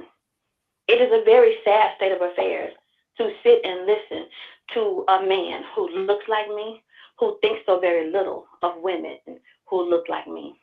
It's very hurtful, in fact, because I can assure you, at some point in the life of most of these men on this panel, within the earshot of my voice, and in the lives of most of these men, somewhere there has been a woman who looked like you, who offered you nothing but love and support, and asked for nothing in exchange. Because that's who we are at our core as decent women. Absolutely. Hicks, I see your approval right there. What's on your heart, brother? Well, Toya with a T. She just, it's something. When somebody says something that hits your heart, I'm sorry. You go on, Tanya. I'm stepping on you, Tanya. Go ahead. No. You go ahead, Miss Hicks. I'm coming. I said I'm going to Toya next. Go ahead. Well, it's she said a mouthful. It touched me in my heart because I know it's true. I know it's true in the sense that old school, the kind of women that they didn't come and latch up with you because you had money or you had flash or you had stuff. They latched on and say, me and you, let's go out here in the world and get this together. You know, it's like you think about all the basketball stars, the movie stars, they have somebody that struggle with them while they go on the road, and then they get to the goal, they dump the one that rode with them. You know, that's what my experience, but I never been outside. I never had experienced anything outside of my race personally. But I find that that my sisters, old school sisters, man, they latched on to a man that had principles. They wanted a man that they trust, and a man they knew that held them in esteem and wouldn't cheat on them. You know, and they will go right down right down to the end. Even when that man change and get off track and go out of order, she'll stick with him longer than a normal person would, because she still got that faith in that connection, that future. But But I honor our black women, because without them throughout this sojourn, we would have never made it. You know, I had to go through some things. Understand my mother that the time I grew up, she was hard on me. She was really, really hard on me because she saw there was something in my spirit, and unless it was tamed, my father was absent. He was there, but he wasn't that influential on me. It put up a resistance, but when I understand her, she was trying to tell me that she saw something, because it came from, she saw it in the other uncles and stuff, that unless I got that in check, I would be in prison or dead. Because you gotta have the ability to control your emotion. You gotta be a man that comes out of some principles and your thoughts rather than what you feel. When I talk about all that thin skin stuff, that was really a feminine aspect of me. That was a feminine thing, to be so easily offended and easily hurt and so easy to react. But that's the worst thing you have is our young men that have this testosterone and all this strength inside of, but they've been raised by single mothers in a society that make them respond emotionally, and they pull out a pistol and shoot somebody. Wow. But, wow. It's a lot, brother. It's a lot. It's a lot. It's a lot. Yeah. 508-924-3521, 508-924-3521. Asking a question. As a society, do we honor and respect our women? Toya, talk to me. Cassandra, coming to you next. I don't care about your respect. I don't need it. I'm gonna get it anyway. You can't help but respect this black woman, and I was raised by a black man. And you can put up your facade like you some kind of strong king, and I just never bow down. But I know in the week of your spirit, my spirit alone make everything in your brain tremble. Stop laughing, Leonard. I ain't gotta be honored by men. I ain't gotta be honored by society. I ain't got to be honored by nobody, because I'm going to get mine, whether you like it or not. The way I walk, the way I talk, the way I move, you can't help but respect me. Because I'm going to walk like it. I'm going to talk like it. Even when I was a devil, I was scary. So I don't live my life contingent upon humans and who respects me and who honors me. I honor myself. I respect myself. And in me respecting myself, I respect anybody around me. As soon as you get out of pocket, I'm going to take you there too. Let's go. My world don't move because somebody honors me. My world don't move because men don't respect me. Good thing the Lord knew what he was doing when he created me in 1977, because I promise you, I'm here to shake up something. So I don't wait on that. I was raised by a very strong-willed black man who made sure he prepared me with everything I need to know. But I think the most important thing that this black man instilled in me was teaching me who God really is. And once I'm under his covering, I don't need your respect. You think the Pharaoh respected Moses? Really? When he told him that, oh, my God said, let my people go. I can't even see your God, boy. What you mean? So come on now. Not me. But I'm a different kind of woman. You'll have to live 4 times, come back and die till you 84 before you ever meet another one like me. Please believe that. So at the end of the day, when it comes to respect and honor, what is that going to do to me? What? And listen, ain't nobody on here got to respect and honor me. What's that going to do to me? I'm still going to get up to go to work. I'm still going to make money. I'm still going to be me. All these years, I done made it. And there's a couple of people along the way that probably felt like they did not honor and respect me. And that's not what I'm here for. I'm here to do what I am sent to do by the Most High, whatever it is. And along that journey, I need to be expecting that I'll probably be treated like Jesus, not respected, not honored. And at the end of the day, they may want to crucify me because I'm just here doing what I feel like my God want me to do. Now, when you run around here like a little demon, oh yeah, everybody loves you. Oh yeah, oh yeah, oh yeah, oh yeah, you little demon just walking around spreading little demon seeds. But at the end of the day, when you are truly one who is trying to be out to do the right thing, or just want to be a good person, right? And you don't want to veer into that. 9 times out of 10, some of these weak people will not respect you. Oh, you're too soft. Oh, you're too nice. Oh, some of these weak demonic people will feel like, oh, I'm not. Who's gonna honor you? All you do is try to do the right thing. So no, we're not gonna be moved by how people feel about me. Not this black woman. Good now, deal. I can give people that power if you want to. I can give that power to a man if I want to. There was only a few men. One to 20 powers activate. Right. There are only a few men that will be able to assume or even push the button of that power, and those are men in my family. And even with that being said, I still have the ability to do me regardless if you honor or respect me. I'm just saying. Good deal. Good deal. Well, let me go to Cassandra, and then we're gonna bring our guest. We got a guest. We're gonna bring him in right after Cassandra. Cassandra, good morning. How you doing this morning? Good morning. Cassandra, we can't hear you. Cassandra. Good morning. There you go, Cassandra, and good morning to you. How you doing this morning? I hope everything is well. As a society, do we honor and respect our women? No, I don't. Not everybody. I'm not talking about everybody, but there is a large percentage of people that still don't respect women. They don't think women are smart enough to make their own decisions of something as simple as what they're gonna do with their own bodies. Yes. That to me speaks volumes all by itself. That's huge. You're telling me I'm not smart enough to know what to do with my body. I'm not smart. You have to decide what I do with my body. You tell me what to do with my body. And that's, like I said, people have their own choices. Then if God gives us free will, then why don't you acknowledge that free will that we have? God said he gives us free will to make the choices.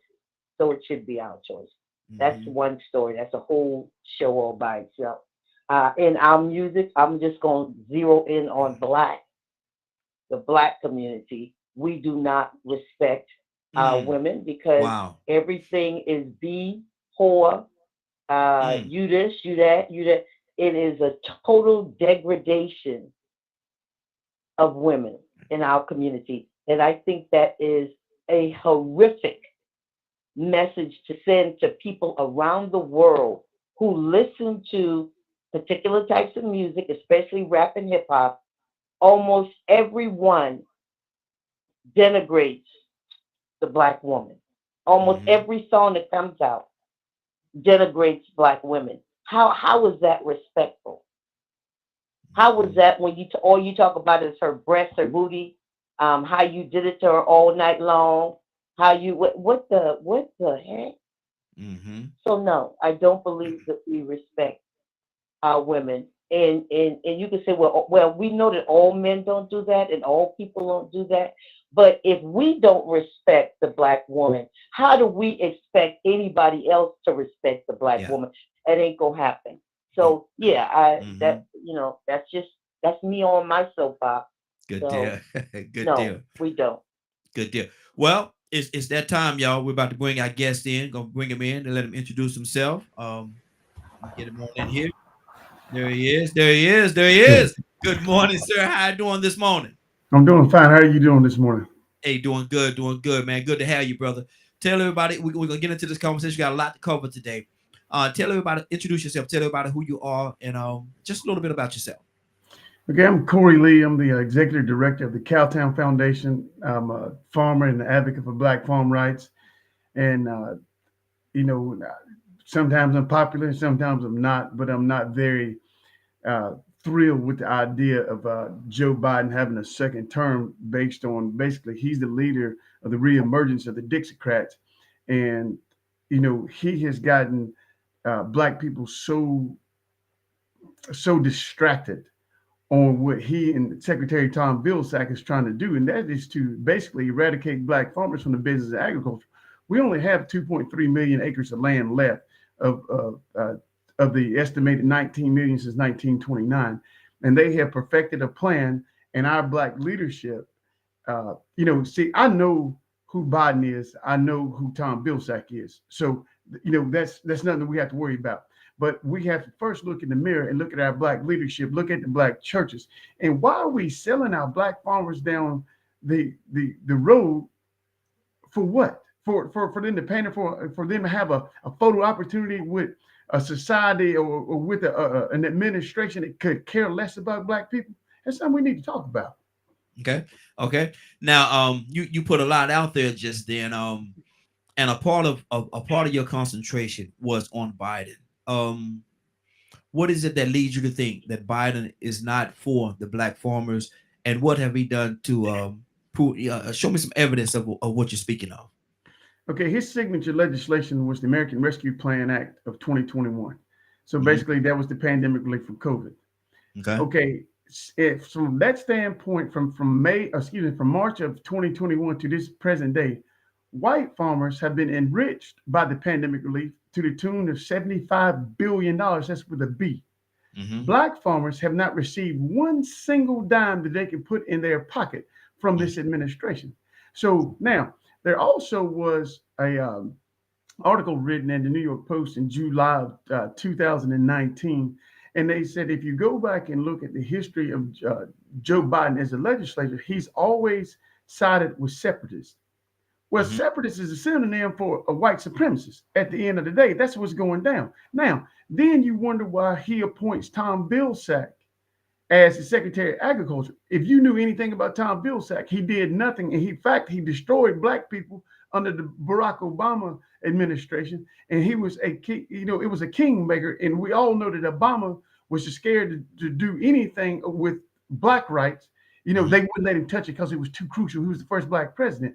But if you dig even deeper into the history of Tom Vilsack, there were 6,000 Black state workers in Iowa that filed a class action against this man for discrimination. So why in the hell would you put him on the national scene? Okay, now, so if you saw his performance in Iowa, you saw his performance under the Obama administration against all Black leadership saying, hey, do not bring this man in as the Secretary of Agriculture, and he brings him anyway. That was to complete the agenda of depriving or dispossessing Black people of their farmland. That's what's going on. But we're sitting in, hold on, brother. Every now and then I'm gonna jump in a little bit because I have a question I'm gonna pose off what you said. And I am the question asker today, so that's what I do. What did you saying that under Obama and under Biden, nothing was done? What was done before or after that? Okay, so they under the Obama administration, there was a 2008 Farm Bill that had provisions in there that was supposed to give protections to Black farmers against unlawful foreclosures, supposed to resolve administrative complaints there. None of that ever happened. So Obama did do something. No, he didn't do anything because he didn't enforce any of it. Congress passed it, but Obama didn't have. Obama could have wrote an executive order to force the his Secretary of Agriculture to go by the law, but he did nothing. So no, he didn't do anything. Congress wrote the legislation.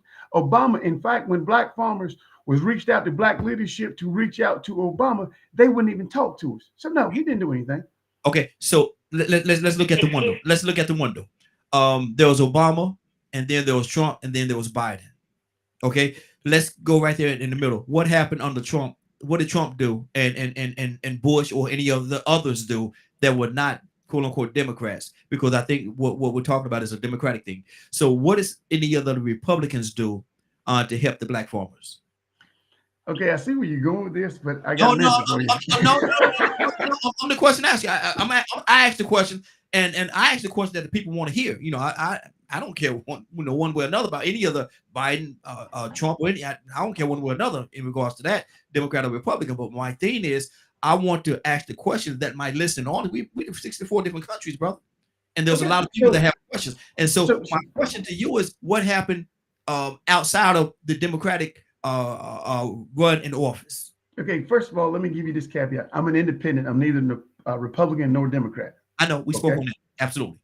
Okay, so I can at least tell you at least 3 things or 3 black farmers that got relief under Donald Trump. I'm not a fan of Donald Trump at all. Mm-hmm. Okay, but I do know when Sonny Perdue was the Secretary of Agriculture, there were black farmers that did get relief. Okay. Mm-hmm. So I'm not saying that there was a broad sweeping effort to fix some of the things that's been plaguing the black farm community. No, I'm not saying that at all. I'm just saying I can at least name 3 things that happened, or 3 black farmers I know personally that were able to get the administrative complaints resolved and get their debt written off to those farmers so they wouldn't be foreclosed. I can say that. Mm-hmm. Okay. So, but one thing that Trump did do, he took a page out of, and this is not good, he took a page out of the Reagan handbook where basically he dismantled the Office of Civil Rights. Okay, that was 2016. Joe Leonard, who was the former Assistant Secretary of Civil Rights, there has not been one in place since 2016. So what Joe Biden and Tom Vilsack did, they saw how well that worked, and black leadership was not paying attention to what's happening to black farmers. To this very day, Biden has not appointed an Assistant Secretary of Civil Rights. Now, Congress gave the authority, the express authority to the Assistant Secretary of Civil Rights to resolve these complaints by black farmers. So Joe Biden said, you know what? Nobody said anything. Black leadership was feckless and didn't say a damn word to Donald. Oh, yeah, I said it, brother.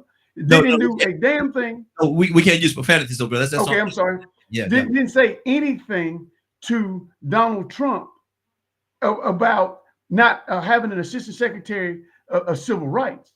Mm-hmm. So we're going to do the same thing so we can accomplish the mission. The mission is to dispossess the remaining 2.3 black-owned acres in the country. That's what the mission is. Mm-hmm. And we're sitting around playing howdy, howdy, ho, ho. Hey, I got a picture with the president. While at the same time, Joe Biden and his history is against Black America. Now, okay, so 3 or 4 months ago, Joe Biden and Tom Vilsack sent $25 billion to Ukrainian farmers.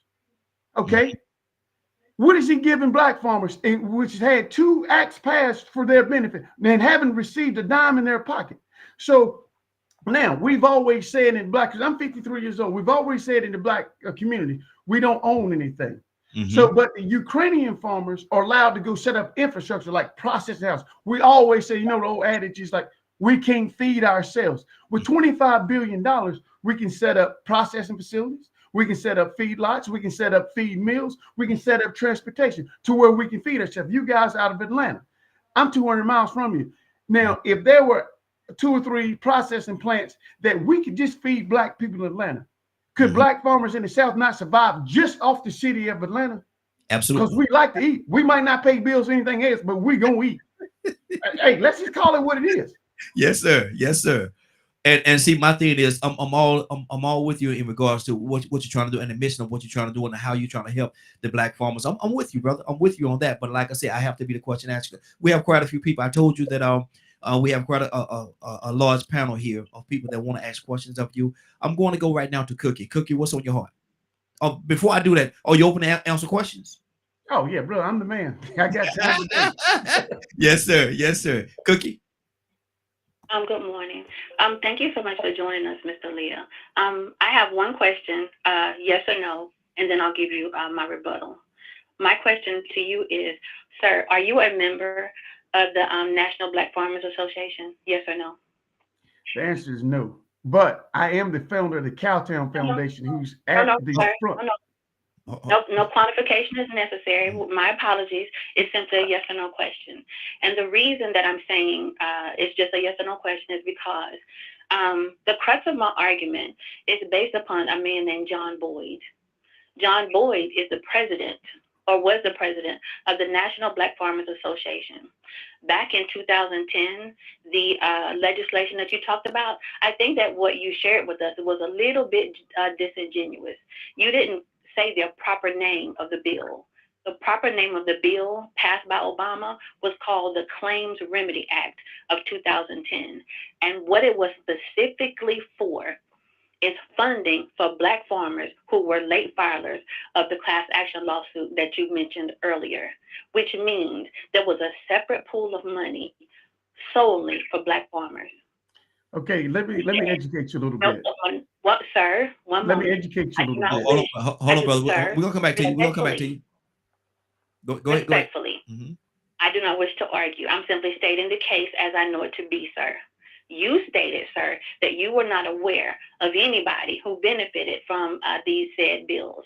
And I wish you also said there was one gentleman you think that later on got something. Even if that gentleman got something, it came from the same relief bill that I'm mentioning, the Claims Remedy Act of 2010. You also said that you were a member of you're the CEO of the Cowtown Foundation, sir. But the Cowtown Foundation, sir, is it doesn't state what its purpose is. It doesn't state what its legislation is. You have on your website, sir, something that states you're having a some sort of a meeting, some sort of come to some sort of meeting on February 1st. And in that meeting, your guest, you state, is President Biden, and you have some other people listed. My next question for you, sir, would be yes or no, respectfully. Did you send a formal invitation to the President of the United States to attend this Zoom meeting? Yes or no, sir? Yes, I did. My second question to you, yes or no, sir, is did you receive a formal response from President Biden to the invitation to this meeting? Yes or no? Not from him directly, but from one of his surrogate, and his surrogate says. No. Yes, sir. Did you? You asked me to answer the question. I'll give you. Okay. No, I have not received anything from him directly. One moment. Respectfully, sir. One moment. If you send an invitation, and if you did not get an answer from President Biden's desk, how and then in good faith can you list his name as a guest at this meeting? Isn't that also misleading and disingenuous, sir? Because it appears that you're stating he's coming, and then when he does not arrive, you can say that he breached the invitation. When you never have gotten a response, sir. That, sir, makes me question everything else that you present. Okay. That's my current position, sir. Okay. You have the floor, sir. Cookie, let him answer. Okay. Now, I'm going to try to remember these, and I'm going to go in reverse orders. So if you would read the poster, the flyer correctly, it says invitees. It didn't say guests. It said invitees. So that means that I formally invited them. So that did happen. And so I'm going to try to remember the rest of these questions. Let's get back to the John Boyd thing.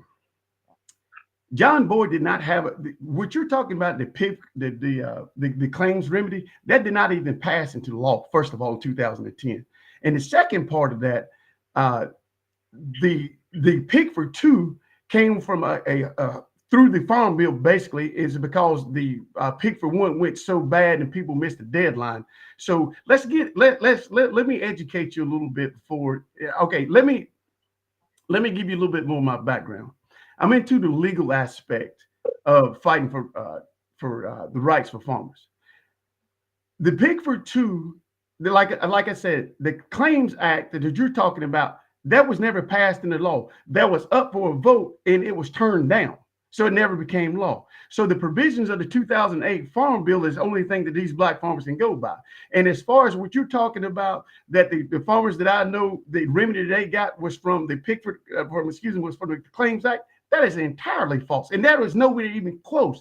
And I understand that you're trying to understand, and that I don't know if you're a farmer or not, but you are so off base of what you're saying that if you will give me a chance to respond to specific questions when you ask, I'll shoot you down all day, every day. And not trying to be confrontational with you, but for you trying to defend Barack Obama and Joe Biden for what's going on with black farmers, we can have this conversation all day, and you will never win this conversation with me. So if there's a question that I missed, please re-ask and let me respond to it right after you ask. Because you put about 7 or 8 questions on me, and I'm trying to cover them broadly, but I would like to respond to specifically. And then, and as far as you say, are you a member of the National Black Farmers? Good God.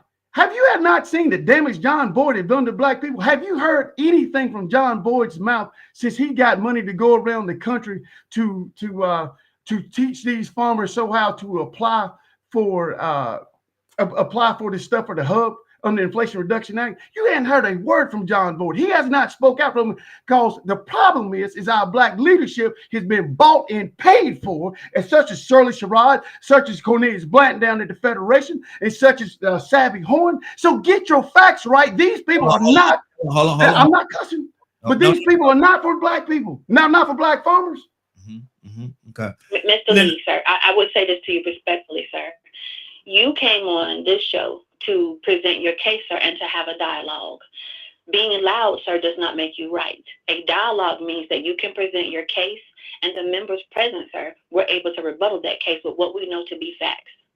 I have stated for you information that can be found on blackfarmers.org. So I don't wish to disagree with you. I stated my case. You stated a rebuttal. Why don't we move forward? Mm-hmm. We can move forward with the pandemic relief package. Are you familiar with that, sir? With the who? Yes. Yes or no? The pandemic. I didn't hear the question. Are you familiar, sir, with the pandemic relief package? Yes or no? Do you really want to have this conversation? Yes, I am. Let's go. Let's go.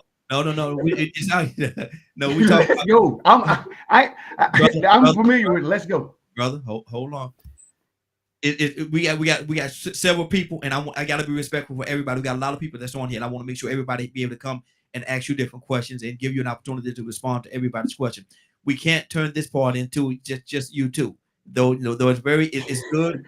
And people are getting. Will you give her one question for me on the pandemic relief act? Just one question, I'll answer, and then we can move on. Cookie. Yeah.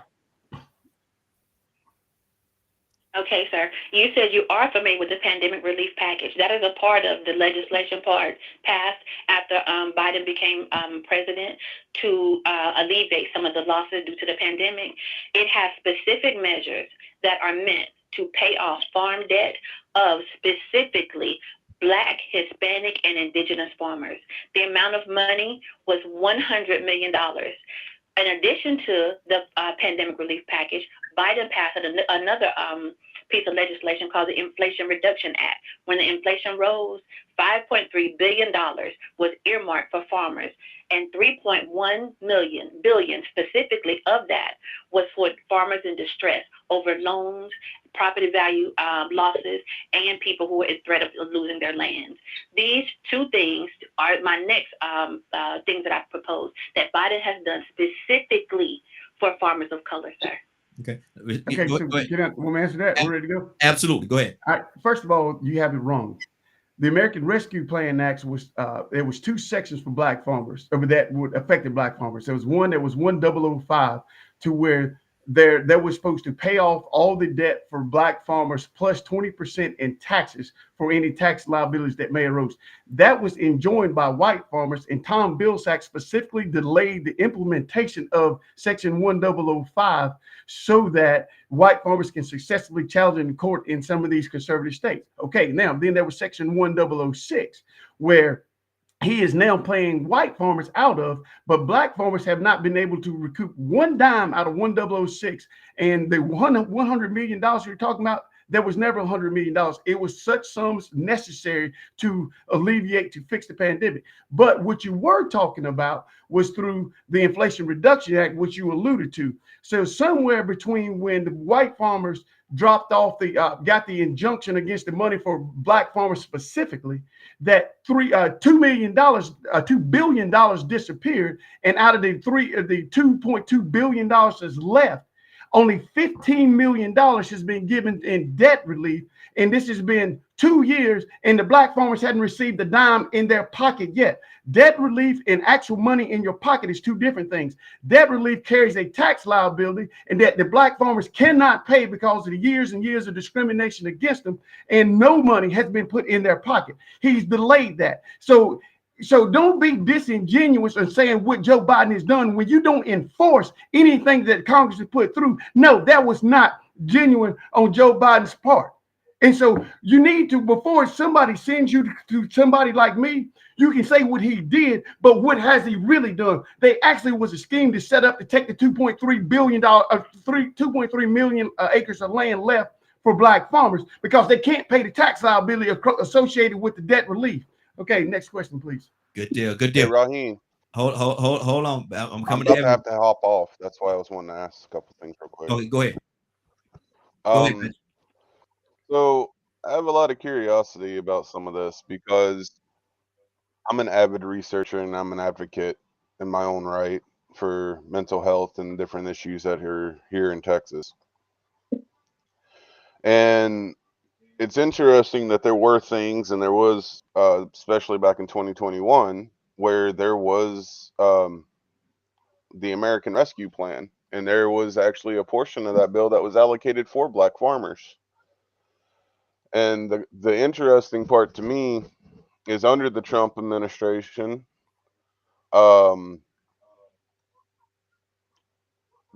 white farmers felt discriminated against and won the lawsuit against our country. Mm-hmm.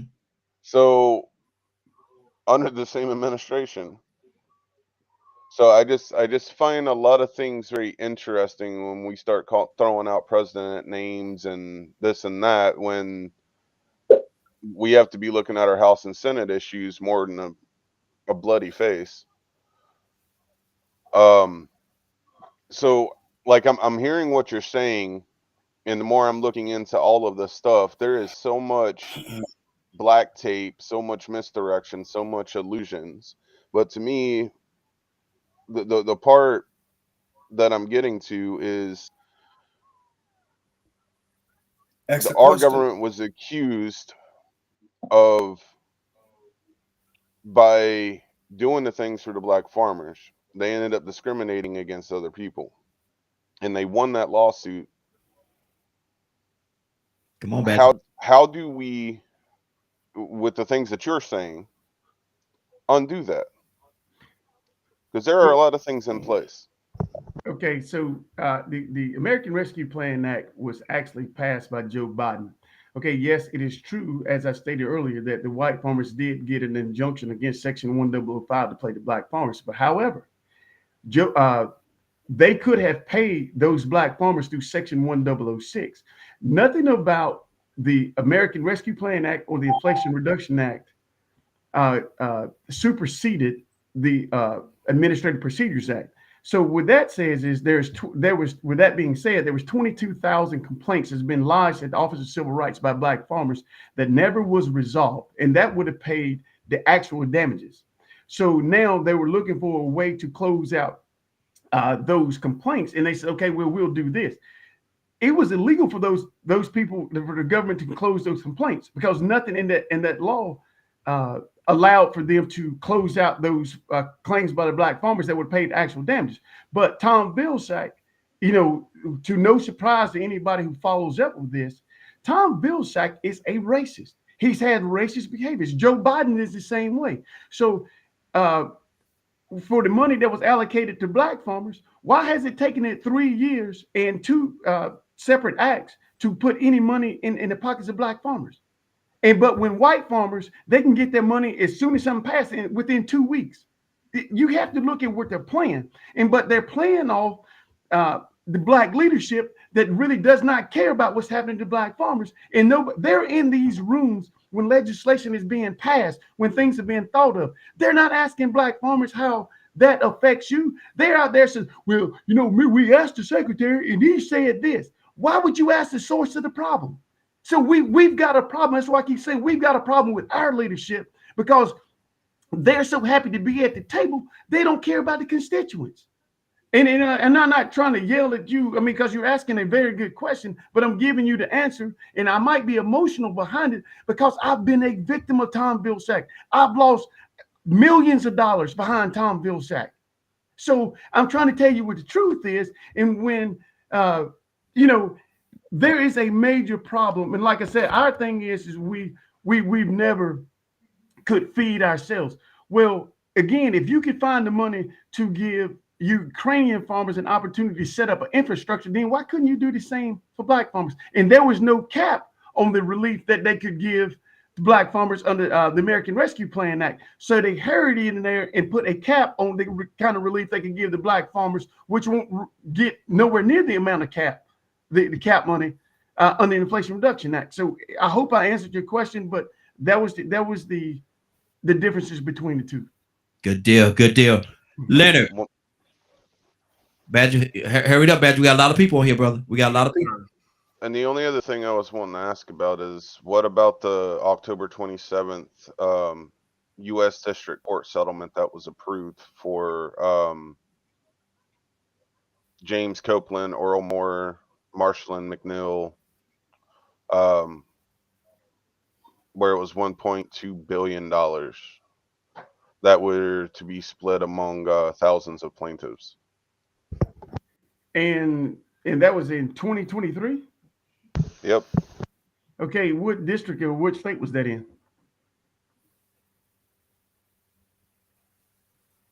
It was a federal case. Yeah, it was federal.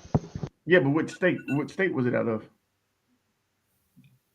It's not one state. It was at the federal level, which covered everyone that was a part of it. Yeah, which covers several states, is what he's saying. Okay, let me ask you this. So there still had to be a district court that relied on one state. Was that the same court that Tom Burrell was in? Because I'm not familiar with that settlement. Mm-hmm. So I just need to simply know what state the federal court resided in. And was it strictly on the black farm issue, or was, what was the issue that the settlement was devised under? So you're not fully informed. Well, it may be something that it may be something that it may be something he's not aware of at this particular time. I just want to be fair. I want to be fair. Can I ask a question? One question. One question. Go ahead, Mr. Brother. Yes, sir. My question is this: How do you maintain your energy and focus when you have to battle against so many minds that don't want to see the reality of the truth? And I think if you go back to my question, here's my question. Going over the history since Reconstruction, when we were able to purchase and buy land, the conspiracy from that time to this, was it a one political side thing, or was it just both sides at different time playing the same game? Well, if you remember correctly, and there was actually my point right there. And that's what I was saying about when I asked the question about Trump administration in comparison to Biden, and it's across the board. It's not one particular element that's doing it. Yeah, I can't disagree with that. But if you remember, it was the Republicans who, at the beginning of the civil rights, were, I guess, under Abraham Lincoln, where we actually got our freedom. Yeah. But both parties have dogged black people all the way up through, and we're lying to ourselves if we say that it's just the Republicans that's done this. The Democrats have done the same thing, but the Democrats, what they have done, they have allowed black people to become members of the parties and represent more so than the Republicans have. So, and to me, but both of them have dogged this. They've dogged this to no end. And that's why I say I'm an independent. We're going to never get our fair share as long as we're here, not in our lifetime. But what I can say is is that we should use the extremism on both sides against both parties, and we should start supporting independent candidates, because what we do know is that, and the White House has recognized this, Joe Biden cannot win without black vote. So why won't we get something for our vote? That's the bigger question. Mm-hmm. And you have a point. He cannot, but at the same time, I deal with both sides of the coin. Nor can Trump. And I know this is not a Biden against Trump, and you're independent. You already said that. And so I appreciate the fact that you did acknowledge the fact and let people know that you're independent. But neither side can win without the black vote. And so what have to happen in that instance is we have to make sure that we hold them accountable for the vote that we're going to give them. So I do agree with you in regards to that. Yeah. Leonard, what's on your heart, brother? Well, you know, actually, I'm just listening because there's a lot of things going on in the conversation as it relates to your phone is low, Leonard. Let me turn. Well, there's a lot of things going on as it relates to the politics of the matter. Mm-hmm. However, I'm very curious to know if your guest has applied and been denied for these funds. Okay, so let me give you a little bit more history. So I filed a discrimination complaint back in 2008. I lost that farm that I filed a complaint on in 2014, where the complaints went unresolved. Okay, and so things were happening. I'm in the meat distribution business now. And so when they started handing out money through the pandemic, through the American Rescue Plan Act, we filled out grants and everything else. Well, Tom Vilsack himself stated that 99.9% of all the funds that have pandemic money that has been given out has gone to white farmers or white owned businesses. So he's acknowledging that they're still discriminating against black farmers, and our black leadership hadn't said anything about it. So now, as far as me applying for the funds, yes, I actually have filed court procedures to where I'm still trying to get my money under the American Rescue Plan Act under 1006. And have I applied for the money under the American Rescue Plan Act? I'm in court basically saying the 6th Circuit and 5th Circuit has already ruled that you can't use a third party to administer a congressional act. We're waiting for the judge to decide on that now, and especially putting a deadline out there. And a bigger question is that when white farmers apply for pandemic relief, their application is 3 pages long. Black farmers, through that Inflation Reduction Act, through the hubs, is 40 pages long.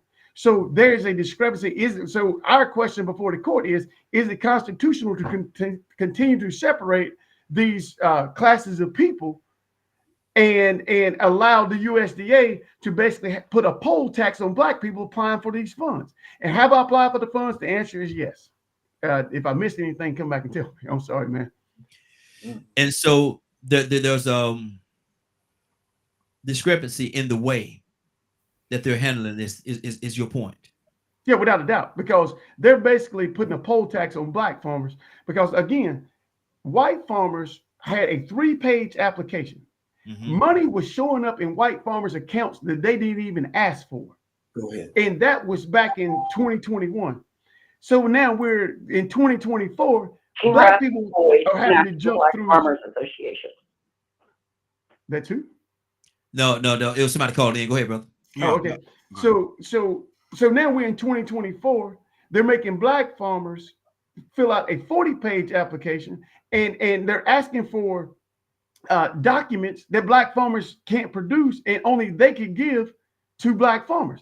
So, but you in a catch-all 22. I'm trying to watch my language. I'm sorry about that. So, it makes me stutter. So it's a catch-all, to black farmers. It's like, how can you ask me for paperwork and who discriminated to me to where it does not have a timeline in which the discrimination occurred? So if you take some of these older black farmers that's 80 years old and some of this discrimination occurred back in the 1960s, how do you expect him to have paperwork from that? So is there a 3-page whites only application? Yes, it doesn't say whites only, but it's whites only. Yeah. Wow. Okay. So why wouldn't you choose the 3-page application? It's not available to black farmers. That's the point I'm making. Yeah. They're making a distinction under the 1006. That's where they're getting paid from. And the county committee system, which we are contesting that, that's been around since the late 1940s.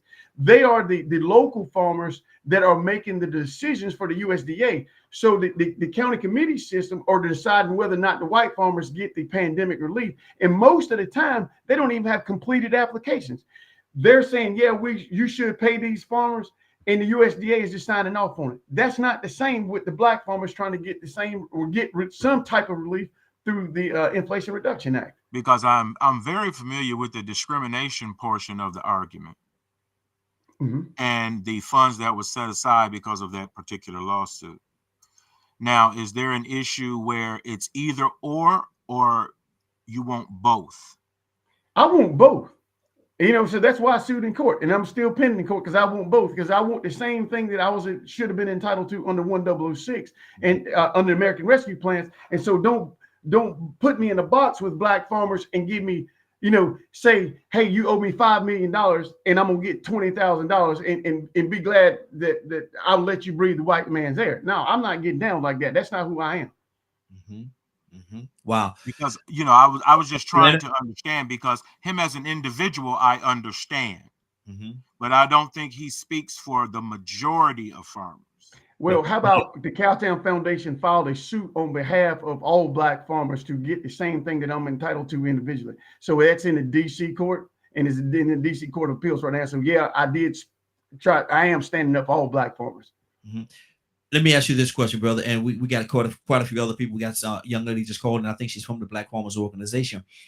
But you said that your organization filed a lawsuit. How many other farmers, other black farmers, did you speak to that gave you the permission to file on their behalf? There were 8,000 black farmers that petitioned the DC court as members of the as black farmers, as member of the Cowtown Foundation, asking us to represent their interest, and the judge granted us representing their interest on trying to get money that was allocated under the American Rescue Plan Act. So that's a pretty fair number, 8,000 to come in asking us to represent their interest from the American Rescue Plan Act. Okay. I got somewhere else I could go with that, but I'm going to be fair to everybody that's on. Let me go to Cassandra. Cassandra, what's on your heart? Cassandra? Can I go, like, I want to, this young lady that's from the Black Farmers, can she talk? I'll concede my time. Absolutely. To her. We got a young lady from the 804 area code. Don't have your name. What's your name, young lady? From the Black Farmers. Kara Boyd. Kara? Can I call you Kara? Yes. Yes. Okay, good. Miss Kara, do you have a question and or comment? Well, no, I'm actually John Boyd's wife, the founder and president of the National Black Farmers Association.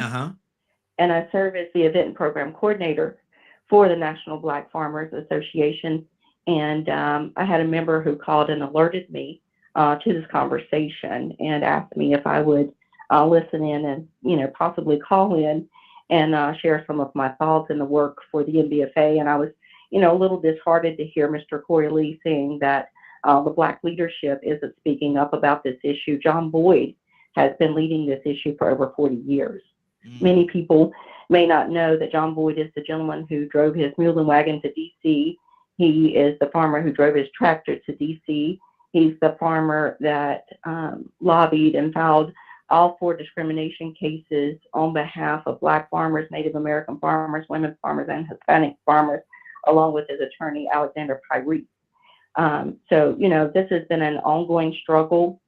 We weren't happy completely with Section 1005, which was the relief for farmers of color that passed in the American Rescue Plan Act, but it did give 120% debt relief to roughly a little under 16,000 farmers of color.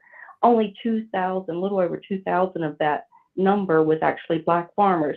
So a lot of times the term Black farmers is being used with amounts of money that isn't solely allocated for Black farmers. So the $4 billion in debt relief and the $1 billion that was in Section 1006. So there were 2 sections under the American Rescue Plan Act that provided relief for farmers of color. And that used the 1990s definition for socially disadvantaged. So those weren't monies specifically for Black farmers, but it was for farmers of color. And when that was repealed in the Inflation Reduction Act under Section 22008, actually repealed Section 1005, it did not repeal Section 1006 of the American Rescue Plan Act. Section 2206 provided $3.1 billion for distressed borrowers. So that created a new term. So they replaced the term from ARPA, the American Rescue Plan Act, that said farmers of color, with this newly coined term, distressed borrowers. If you're in financial lending or the financial industry, you can Google and look up a distressed loan, but there is no term distressed borrower. So that was a newly created term that had to be defined. And then $2.2 billion was allocated for this discrimination financial assistance program, which we totally were opposed to because the language just wasn't in there, and it was for any form of discrimination for any farmer. And so we've been very outspoken. We're very disappointed with the Biden administration. We've been very disappointed with Secretary Tom Vilsack at USDA, and we've been very vocal and visible in our efforts to address that, but to also address the misinformation and miscommunication that unfortunately prevented probably tens of thousands of Black farmers from meeting the extended deadline of January 17 to participate in that discrimination financial assistance program. The one main issue I'd like to raise that we had with that financial program is that it was for any farmer, white, Black, purple, it didn't matter. It wasn't based on race, for any form of discrimination. So it could be marital status, it could be religion, it could be disability, it could be age, gender. All of those types of discrimination fell underneath that federal program. And also not only farmers, and the law said farmers who've been discriminated in a farm lending program at USDA prior to 2021, the program made the eligibility open to anyone who attempted to farm. So that took a pot of money that initially, was $1 billion for farmers who had farmers of color who had been discriminated against, was in Section 1006, that was never petitioned or no lawsuits filed against it, to create this new language in the Inflation Reduction Act that now opened it up to any farmer, any form of discrimination. And it said up to $500,000 based upon consequences. But when you read through the eligibility for the program, it says that no one was going to receive up to $500,000, and that awards would be based upon the number of applications. Well, the number of applications shouldn't have anything to do with the individual receiving the compensation that was defined in the law up to $500,000. So even before this law was passed, my husband and I, John Boyd, the National Black Farmers Association and Association of American Indian Farmers, we were out, we were talking, we were with members of Congress, Senator Cory Booker, Representative Clyburn in South Carolina, many elected officials saying this is not good. It's not defined. It's not going to be good for our people. We're going to be left out. So it's going to be very interesting to see actually how many Black people are able to prevail or to receive money through this process. The other issue with this recently closed program, you can no longer apply for it. They're in the review and decision-making process. The decision is final, and USDA has the final say. So the very people that discriminated against you are going to get a list with your name on it and decide if you can get money or not. Wow. And to me, that is not in alignment with what we advocated for in Congress, for the program to be administered by a third party neutral.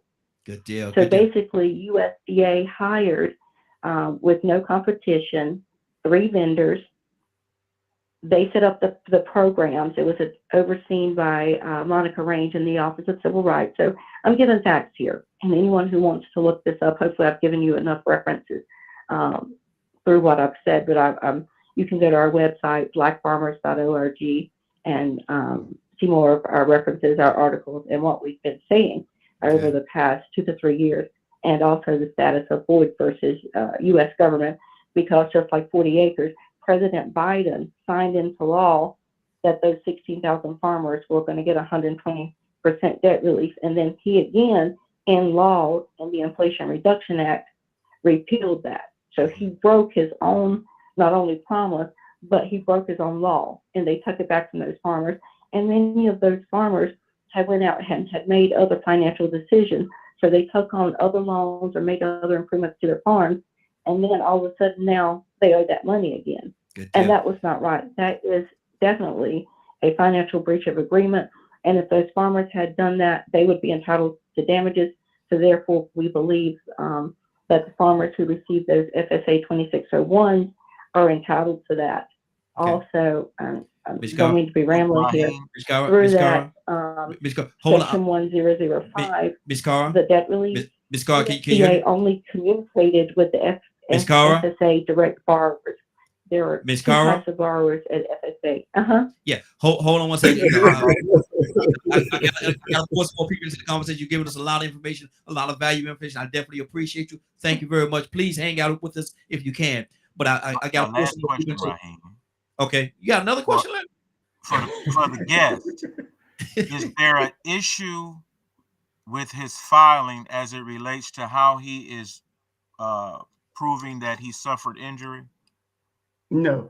See, another part is like, first of all, I want to thank Ms. Boyd for coming in and saying what she said. So basically, she substantiated everything I told you guys that the Biden administration was doing. No. Okay, will you tell me what was different?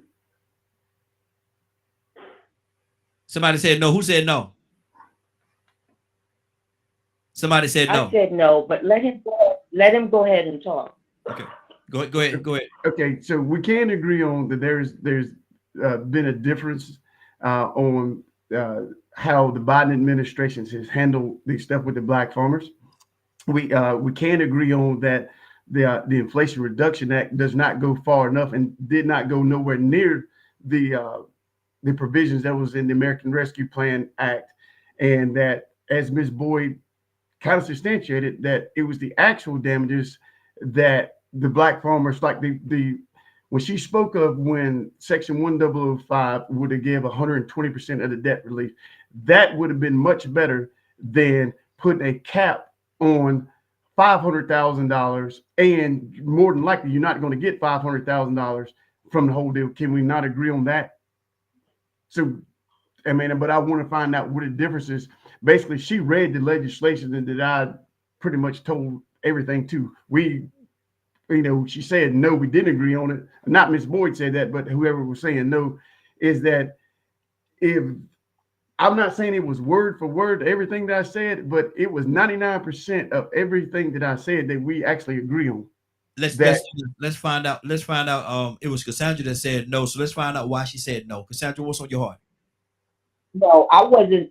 My no was not so much in what Ms. Boyd said, because I feel like she laid it out because she used actual figures, and that's my thing. If you're going to give statistics or whatever, just make sure that you're giving correct information. And since the gentleman made it political, I didn't. If you look at the reports for Trump, he gave 0.1% of help to black farmers when he was in. So I don't know where this gentleman, his statistics are coming from. I would like him to post it so that we can read it, how much Trump gave to black farmers, because on Google, because that's my source, to find out what has happened, there was 0.1% that was given to farmers during the Trump administration. So if he has something different, can he just post it? Because I just want to see. Let me read it for myself, and then, you know, and do my own research, and I'm all in. But he made it political, saying what Biden did, and Ms. Boyd made it plain about, you know, the disappointment in what Biden had done and him going back. And we check him on that. We need to check him on that, and they're doing that. But to just, you know, make it political, like, you know, I'm gonna stop because you know where I'm going. I'm gonna stop right there. But just 1% is what they said that Trump did for Black farmers during his administration. Mm-hmm. And Raheem, is your guest in any debt at all? I can't speak on that, but we can definitely ask him. Yes, Corey. He asked, "Are you as a Black farmer? Are you in debt?" At one time, I owed them just a little over $360,000, and now I owe them, according to them, under $20,000, and that's being litigated in court. Because I see that you're claiming to be a socially disadvantaged farmer. Do I not fit the description of a socially disadvantaged farmer? Well, I'm not sure. That's why I'm asking. But the court's opinion is that you have not proven your case that you are socially disadvantaged or that you are in debt or anything like that, and that you may not even be eligible. Do you know the definition of a socially disadvantaged farmer? Excuse me? Do you know the definition of a socially disadvantaged farmer? No, not really, because it's very general. Okay, well, let me educate you a little bit. It basically has the same characteristics as a cohort. Basically, you're a member of a protected class. Mm-hmm. Basically, a non-white male. You can be Black, you can be Hispanic, you can be Native American, you can be a woman. You can be, you know, you can say that I'm Jewish. You got to be a member of a protected class. That's what the member of a social disadvantaged farmer is. On my birth certificate, it says that I'm a Black male. By their own definition, I'm a socially disadvantaged farmer. But are you able to prove that you suffered injury other than this social disadvantage issue? Okay. Yes, I can. Okay. Let's keep this thing going. Let's keep it going. Let me go to Tucson. Tucson, what's on your heart, brother? Tucson, you there? Yeah, and I'm trying to figure out the mute button. Come on. My only thing that I'm saying is we've been fighting this fight for years, and we know the fight is really serious. So instead of trying to get that, we got two people on the line already now that possibly can get together. Have you ever communicated with Ms. Boyd and prior to this conversation? No, I've never spoken to her. Like I said, I'm not, as I stated earlier. Now, Corey, you know we have exchanged emails. No, you say if we've ever gotten together to come together, there's a question asked. I said, no, we've never had a conversation, and you haven't. But what I am going to say is I do applaud their effort from this fight all the way up through. I do that. I might be a little bit more extreme, but I'm not discounting what they have tried to do. In fact, as recently as October or maybe September 2023, they actually tried to file a class lawsuit in the Court of Federal Claims on behalf of Black farmers. I applaud that all day long because at least they're trying to do something to help Black farmers as a whole. I have no problem with that. We just might see a few things different, but anytime they're trying to make a betterment for the Black farmers and ranchers as a whole, you'll never hear me say nothing. What are some of the common grounds that you all have in regards to you all's fight for Black farmers? Well, one is that even we can go recent because of the legislation for the pandemic was passed. John Boyd has been active on Capitol Hill, hobnobbing with some of the membership. And when I did say earlier the Black leadership, I meant the members of Congress and in some of the advocate groups. But I really don't put the Black leadership in the hands of the advocates, because one, the only thing we can do is raise all kinds of cane. Where Congress, as Black leadership, they have the opportunity to make changes legislatively. But what they have done was, and she explained it herself. They have talked with Cory Booker. They've talked with Warnock. They've talked with James Clyburn. They did try to make a difference to make the black leadership see what was going on. So I have no problem with that. So, I mean, I don't know what kind of fight they want me to wage with John Boyd. I'm not going to, but I have no problem with them trying to help black farmers as a whole. What kind of fool would I be to do that? Okay. Hold on. How could you all bring those two worlds together? How can y'all bring the two worlds together to make a positive difference for black farmers? It's going to take more than me and the Boyds to stop this problem. The best thing, I mean, in fact, they hired a very competent attorney. Was it Ben Crump's law firm that they took action in the Court of Federal Claims? And you know, that's another thing. The Dred Scott decision still pretty much lives in the court system because the media won't cover or shine the light on what the courts are doing to black farmers. Then they're going to do what they want to do. But you got to think there are not a whole lot of black judges up there, and some of them we question. And but for the most part, the courts are not interested in making black people rich. And I don't care what president appointed a judge and a federal judge. They're not interested in making black people rich. I promise you that. And I don't care what the government has done. You're essentially playing the federal government on their home field. When their checks come to federal judges, it says the United States Treasury on there. So how easy do you think it's going to be for us? It's not going to be easy at all. Tucson, was that you about to say something? Yeah, I was just saying that she knows it's not easy. He knows it's not easy. But together you can do better rather than saying, okay, well, I'm going to do without you. It's kind of set like the same entities going in the same direction, fighting the same fight, and then separating. That ain't going to work. Wow, that's good. Well, I would like to speak to that if I can. Absolutely. You know, it's not two separate worlds. This is one issue, and John Boyd has spearheaded the black farmers issue. And, you know, Secretary Vilsack and others have said, well, how we get around John Boyd is we go out there and we work with these other little splinter groups. And we can say we did this for black farmers and we did that.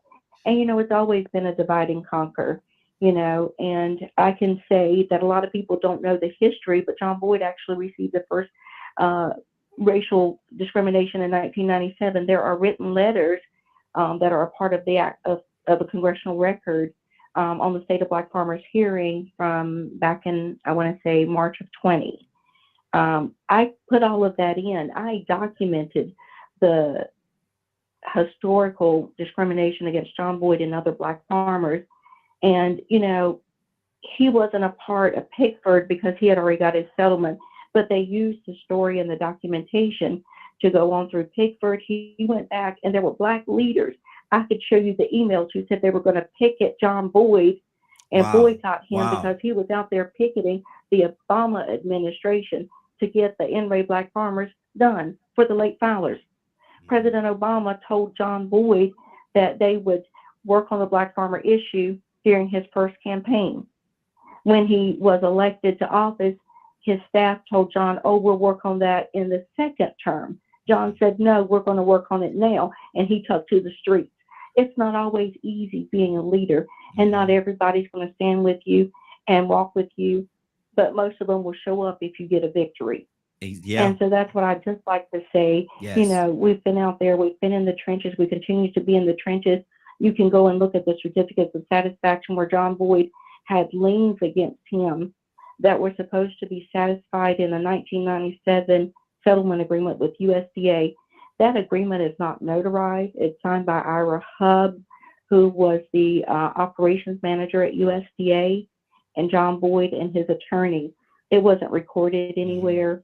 And in 2018, John and I went to buy a farm, and the title company came back after a title search and said we couldn't use the farm for collateral because there was over $600,000 in liens to USDA. Wow.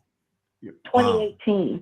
But John Boyd has a settlement agreement, a 2-page paper on USDA type letterhead that says all of his USDA debt was going to be forgiven because of the egregious racial discrimination. But it didn't happen, and they had to go back and file their certificates of satisfaction. We filed a complaint through the Office of Civil Rights at USDA, and they said, oh, well, USDA, you know, got it right. And most people don't understand, especially Black farmers, that it's the farmer's responsibility to remove the liens that USDA puts on their property. Well, how can I remove them as a farmer if they don't give me the certificates? And when we went to our local county office, the current farm manager went in there and pulled a file on John Boyd. Well, John Boyd hasn't owed USDA anything since 1997. So if their document retainer agreement is for 7 to 10 years, then why was there a file in the local office on John Boyd after 30 years? Yeah. Wow. And in that file were prepared certificates of satisfaction. They had been drafted in accordance with the settlement agreement, but the director had never signed them and they had never been notarized. So therefore, how were they mailed to John Boyd's attorney or to John Boyd to remove the lien? Therefore, substantiating why the liens were still on his property. Imagine if John Boyd was deceased or we couldn't find those two-page agreement, I would be homeless and severely indebted to USDA with over $600,000 of erroneous accounting because they never loaned the man that much money with compounding daily interest. Wow. These are the things that we want people to know that happened.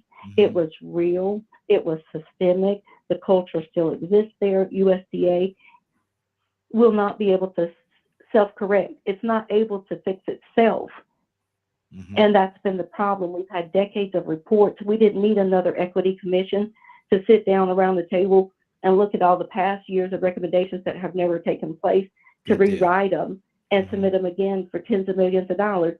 That money should have went to build capacity and infrastructure for these Black farmers who have been financially harmed over decades. Good deal. Stay right there. Hold on for a minute. Don't go to work. Corey, coming to you, brother. What's on your heart? Yeah, that same thing just happened to me last year. They said I owed them $180,000, and I didn't owe them anything. And that comes from interest that has been accumulated that it won't give you an opportunity. And this is what happens to all Black farmers, what I tried to explain earlier. They won't give you an opportunity to resolve any complaint there, but at the whole time that the interests are building up on these loans, and in most cases, there are decades. There's a gentleman out of Georgia, out of Augusta, Georgia, who's had loans with them, and the interest was like $1.2 million. Now, how's he going to pay the taxes on that? You know, and if he couldn't pay the loan, but you never resolve his complaint, then this is tax liability. And I think Ms. Boyd, you know, she understands it because she does this every day. This Inflation Reduction Act is going to hurt more Black farmers than it's going to help because they're not going to get the money to pay the tax liability that's associated with that debt relief. You know, and then the IRS, then the DOJ is going to get a judgment on your place. And then here comes the IRS to want to collect. Then they're going to, you know, they're going to sell it off. So this is a catch-22. So, you know, I'm glad she's, you know, going further and explaining. I was trying to give you hot points, but at the end of the day, we agree on the same thing. This legislation is not good. And to answer the last question is why we couldn't come together. I'm mainly focused on court battles, you know, and they're more of grassroots and they deal more with the farmers, but our concentration are with the courts and what can we get done through the court system to try to doggone change this thought process on how the United States treats Blacks, farmers, and ranchers. Good deal. Good deal. Phone lines are open. 508-924-3521. 508-924-3521. Very awkward time to do this, but I got to do my shout out to my mom. My mom watching this morning. Mama, love you dearly, baby. Appreciate you watching this morning. Joseph, good morning, sir. How you doing this morning? Good morning, man. And what a powerful discussion you're having this morning. Hey, to God be the glory, brother. Absolutely. What's on your heart? Well, a lot, but I'm glad to hear these two great men and women sharing with us the information we need to have. You know, I've had some interaction with Black farmers during the 90s when I was working with the NAACP, but one thing we all should know by now is that soon as any politician, president or otherwise, announce that they're going to do something for Black people, there's going to be other entities lining up to find out ways to circumvent that or sabotage it. Go get pushback. Just as the Republicans tried to sabotage the Affordable Care Act or Obamacare, they have systems in place. They have think tanks. You know, our think tanks, I think, are either underfunded or very weak. Usually it consists of a few people doing the research and, you know, trying to keep up with all the tricks. Mm-hmm. And it could be exhausting. I heard my brother say this. It could be exhausting trying to fight all of these battles. Because when you think you got one solve, somebody over in Texas may come up with something. Mm-hmm. Just like they did with the affirmative action thing. You know, constantly finding new applicants to come forward to file lawsuits to undermine affirmative action. So this has been the trick since we have been on this soil. All right, in the political apparatuses, whether state or federal, there's always been these tricks. And these good old boys go back in the back smoke field back room and chuckle and laugh at us because they said again, well, we got another one over on there. But the white farmers always tend to benefit. Not to say that they don't have no problems too, because I know they do too. In fact, a lot of white farmers went out of business under Trump. A lot of them suffered under Trump. So, and we're looking at this thing holistically, but we as Black people should know by now. They have systems in place to undermine any piece of legislation that's going to help us. Now, we have to be prepared to tangle with that too. Mm-hmm. And if we miss it, just like my brother said, we'll end up paying interest rate on loans that we don't even have, you know, in some cases. And we're saddled with new debts. But that's all in the effort to keep us from progressing and getting the wealth that we should have had years ago. Yeah. Generational wealth that should have been passed down. They're afraid that we will educate our children. They will take over Congress. They will move into these top positions. They will start businesses that will flourish, and we'll have corporations, and then we'll be buying the politicians. Mm-hmm. They're afraid, and we'll get in there and do what they're going to do.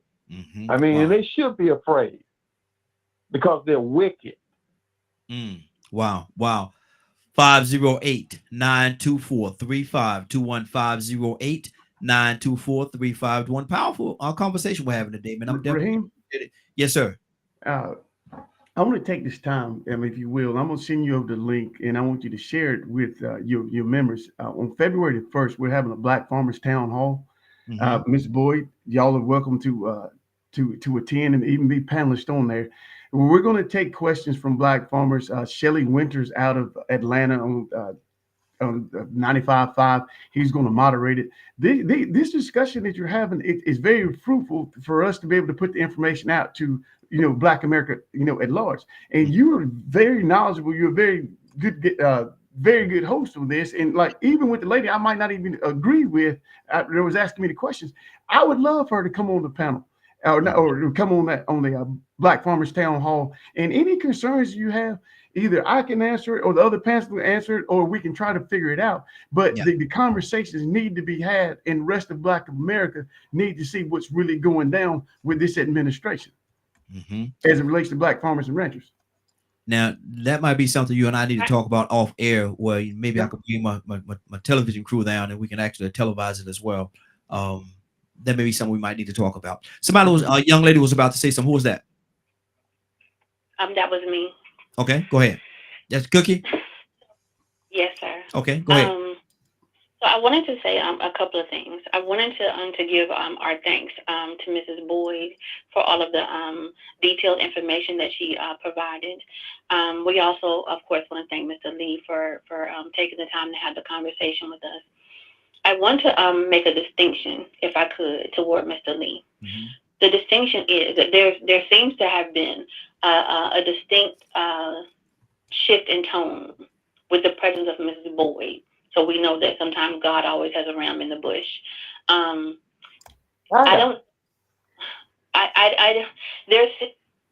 There's a saying in science that energy never dies.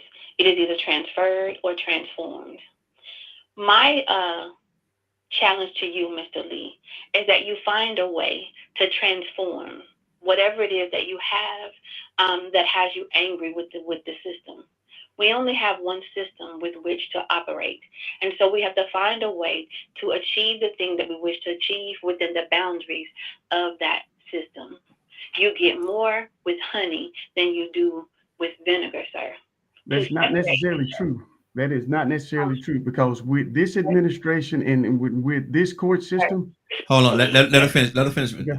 Back to you. Go ahead. What I'm going to do at this moment, sir, is I'm going to let you have the floor, because I don't think that it's productive to go back and forth. But I thank you for the discussion, sir. Have a good day, Mr. Lee. To the analogy of the you catch more flies with honey than you do with salt. That's not necessarily true, because with this administration, if you don't raise 30 kinds of cane, you ain't gonna get nothing. In fact, they gave me debt relief on a farm that on money I didn't even owe them. It wasn't because I was silent. It's because I'm out here beating these doggone bushes, and I understand what the scheme is and to where they are. But see, the catch is this. I just didn't stop and say, hey, I got a little debt relief.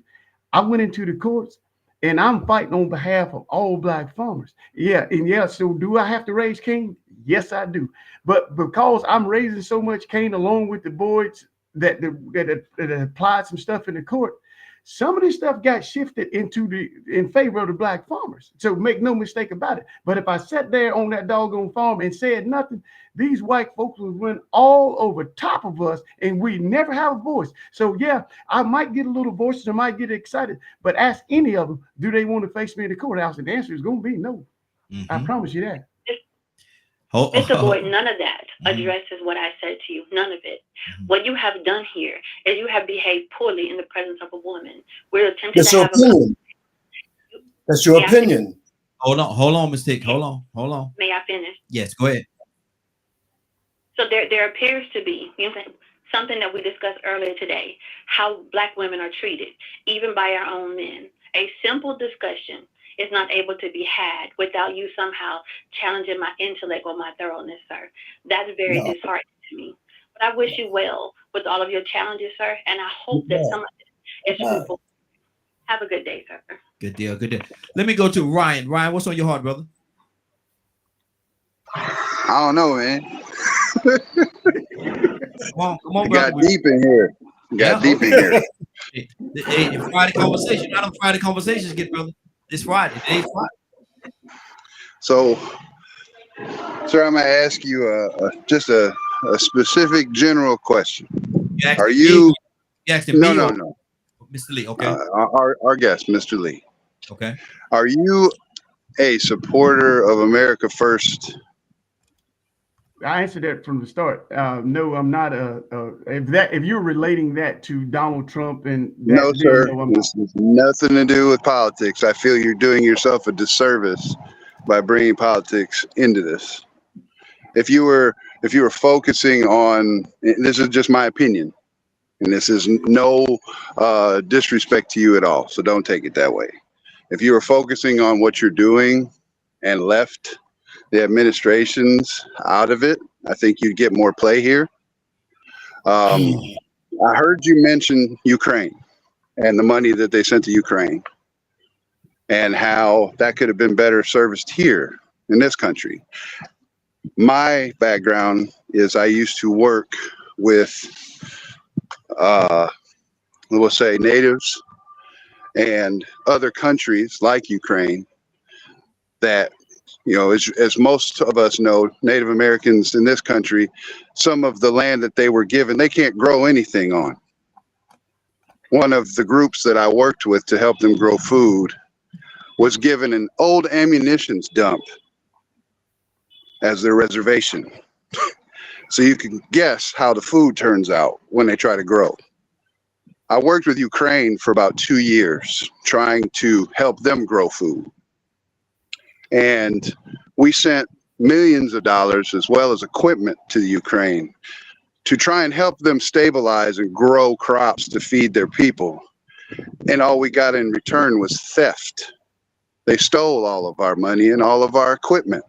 Even the hired military that we put over there around it stole. Wow. So my point in asking you that is I understand what you're saying, and I agree that we should never send anything over there, because where did it go? Where'd that money go? Because it sure didn't go to feeding those people. It went in their pockets. Well, the $25 billion is a substantial amount of money. From to that point is probably well taken. You probably received that well. But my thing is, why does black people always have to wait? We don't have tomorrow as black people. We got today. Because if we sit back and this is our taxpayers' dollars that are going over there. But however, even when we send our men and women to war in foreign nations, they're still fighting for liberties we don't enjoy here. So I'm tired of sitting there having to wait, because as this discussion has gone to since 2021, which is roughly 3 years ago, that the black farmers still don't have anything, not to put in their pocket. So it may be the answer to your question, am I America first? No, I'm Black America first, at least Black farmer, Black rancher first, because I'm tired of waiting. I've been waiting for a long time, and I want mine now. Wow. And I understand what you're saying, but do you think by putting yourself out there with that specific statement that you're pushing away other people that may not be black? Because I'm a white guy, if you haven't figured that out yet, that would be sympathetic to your cause, because there's a whole majority of us out here that agree that black farmers and black people in general need help. But I think that when you speak Ryan, in a generalized, in a roundabout way, you're saying it's very divisive. It's kind of divisive. It's off-putting to someone who may not be black. You know what I'm saying? So, like for me, I want to hear what you have to say. I'm going to investigate what you have to say, and I want to see black people get what they deserve, because they're the same as me and they should be treated the same as me. But we have to approach things in a manner where we're not so turned up, if you will, because it pushes away, especially the elderly white community that has all the money, pushes them away. They don't want to help you. I've got a response to that, Ron, and I appreciate what you're saying. The problem with that is you might have good intentions, and you're probably a great guy. I mean, I'm not a racist person, but the problem is when there are certain sectors of white people, as the gentleman spoke earlier there, that like to undermine any legislation for black people, y'all don't speak up against them. And then we got to sit there and be on the other end of this nonsense. So yeah, you're probably a great person, and yeah, it may push you away, but channel that same energy towards those forces that consistently are trying to doggone deprive Black America of a better tomorrow. So yeah, I've got to speak up, because if I don't speak up, we're going to stay in the same position. That's at the bottom of the doggone pile. And that's not what God told me to do. He told me, hey, you got to go to him, brother. You're going to have to do the ability that you have given me in the courtrooms, the ability to be an advocate, a strong voice for it. I've got to speak up, because like I said, when white people do this to black people, just like they did in the American Rescue Plan Act, I did not see white America running and protesting against those white farmers who got that injunction against that money that was allocated to black farmers. Not a one. I ain't heard a thing from them. So if I don't speak up, I darn sure don't need you to speak up for me. I got my own mouth.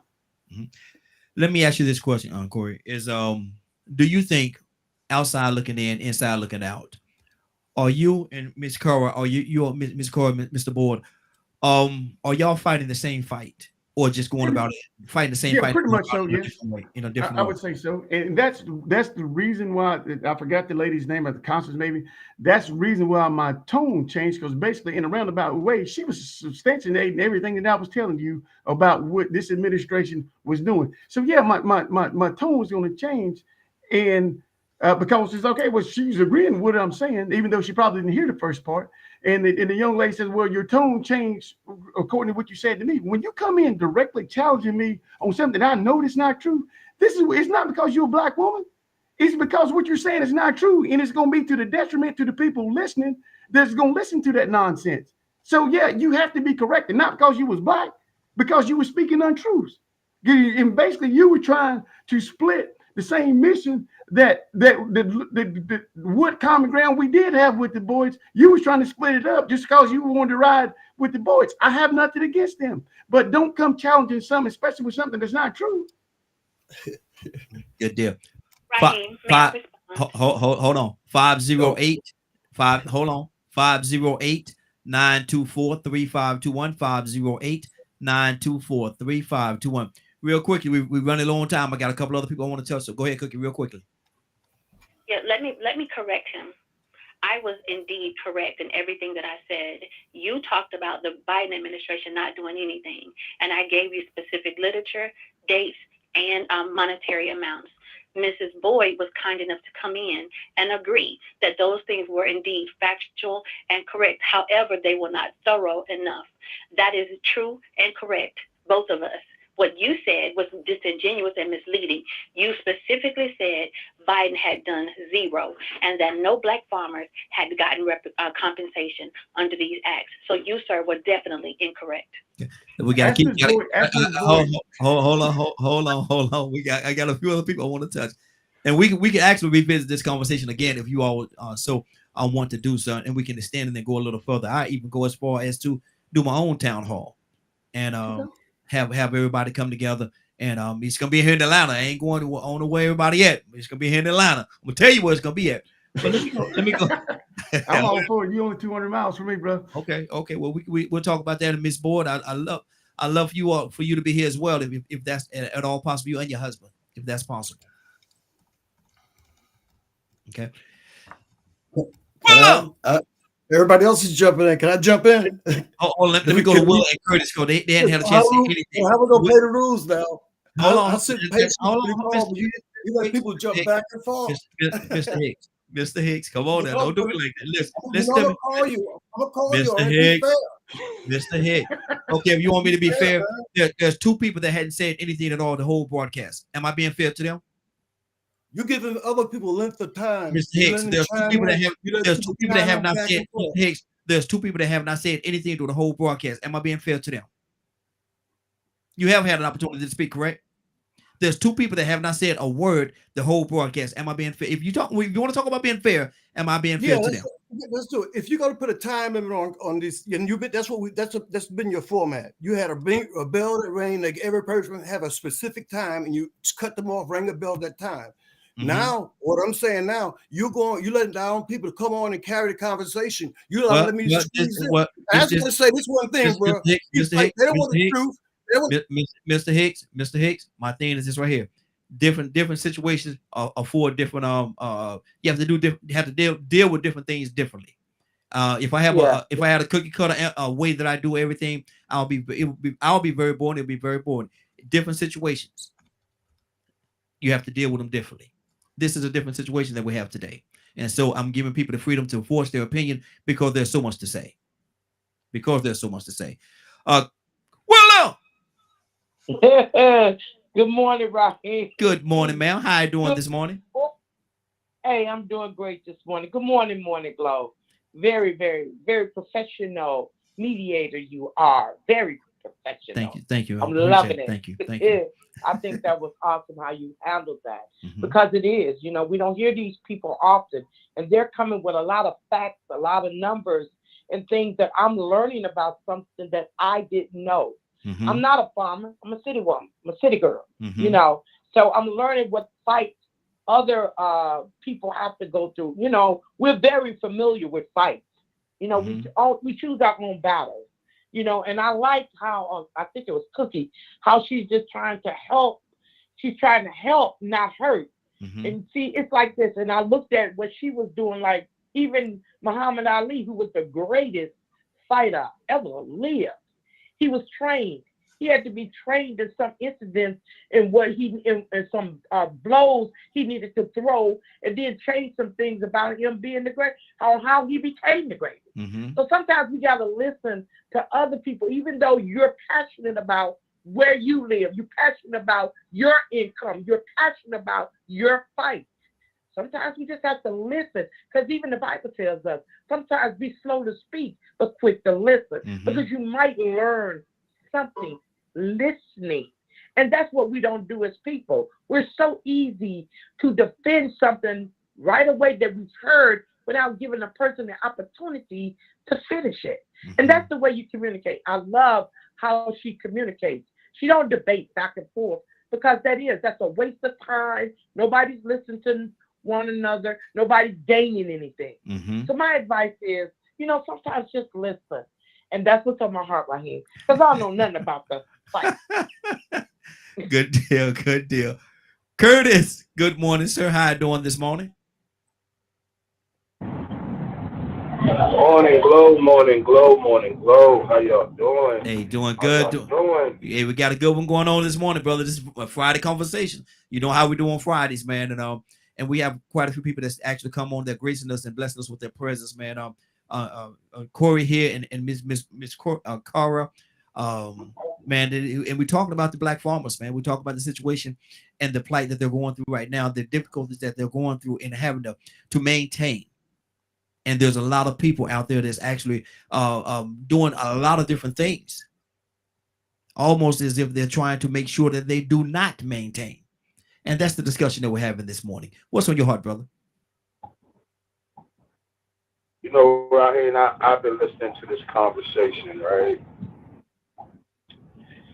It always, y'all forgive me, I had a show last night, so my voice is kind of in and out.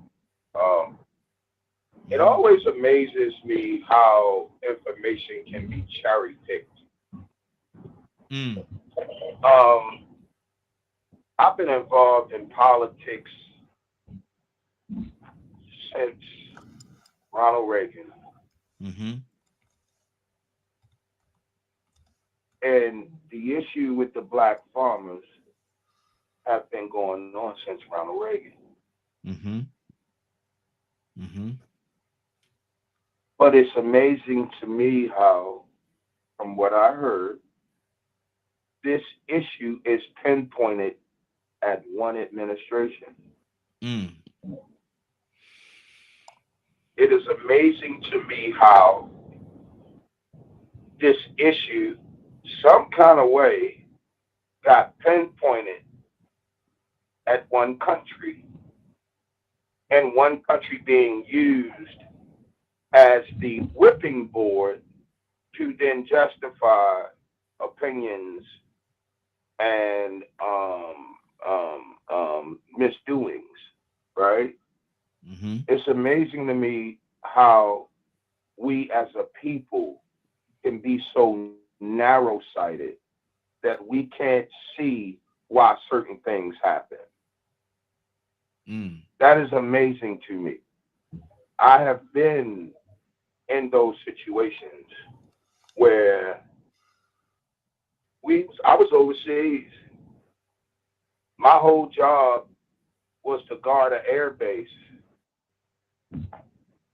It wasn't ours.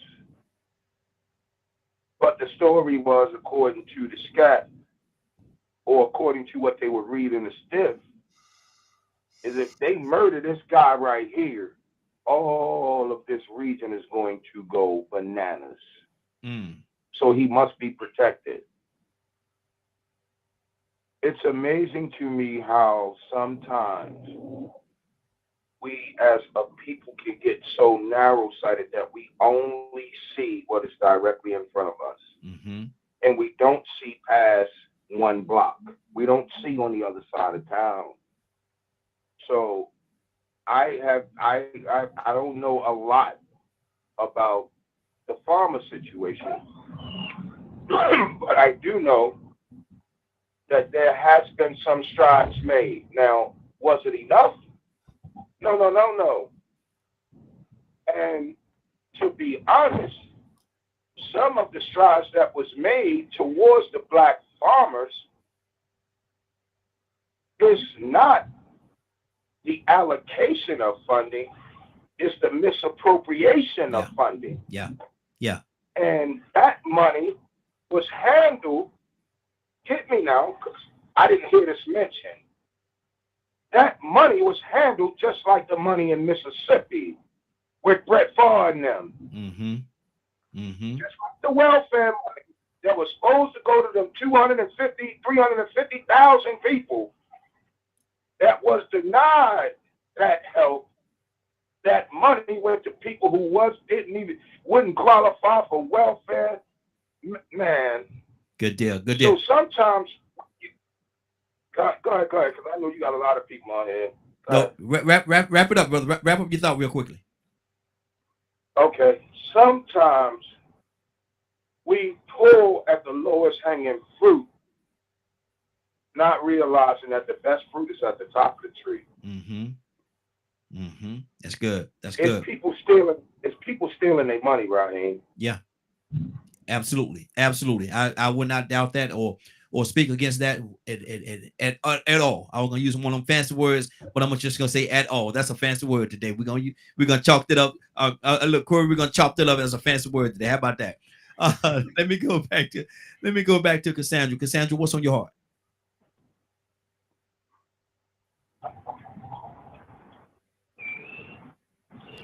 Cassandra, you there? Cassandra, wake up and go to sleep. Wake up and go to sleep. Leonard, talk to me, brother. I'm enjoying the information, and as an activist, I would be very much willing to assist in any way that an activist would be. But I have issues with the individual's case. Why is that? And how it's being pursued. Why is that? Because the court has been very clear on why they are not granting that injunction. To grant that injunction, I'm assuming would hurt other Black farmers as well, wouldn't it? No. But other Black farmers wouldn't receive any funding had this injunction been given to you, right? It almost sounds like you're saying, and correct me if I'm wrong. I'm gonna go to him and let him respond to it. We only got a few more minutes, but it almost sounds as though you're saying this. His fight is self-motivating. He is using a racist tactic. Being according to the definition of the socially disadvantaged farmer, it's all because of race, and that looks to be inside of issues related with COVID. And I think that's where I'm missing him, because he has to prove that all the farmers that he represents are suffering the same injury for the same reason, and that is extremely difficult. Can I answer this for Mr. And Hicks so over there? if only 2 or 3 people in a group of 100 have the problem, it's going to be hard to say you're representing a group of people who all have been disenfranchised for the same reason. Okay.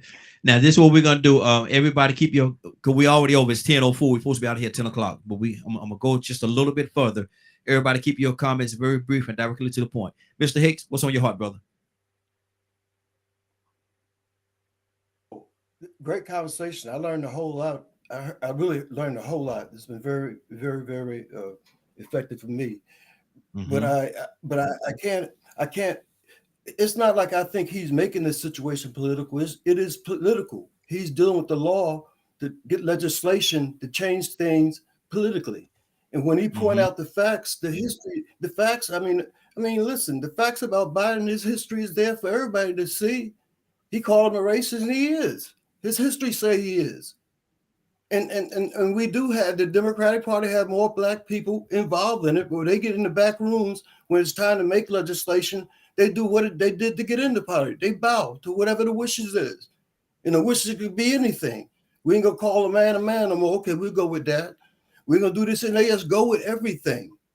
And they're not. I think the one point there, being an independent, which is my whole thing, a critical independent thinking.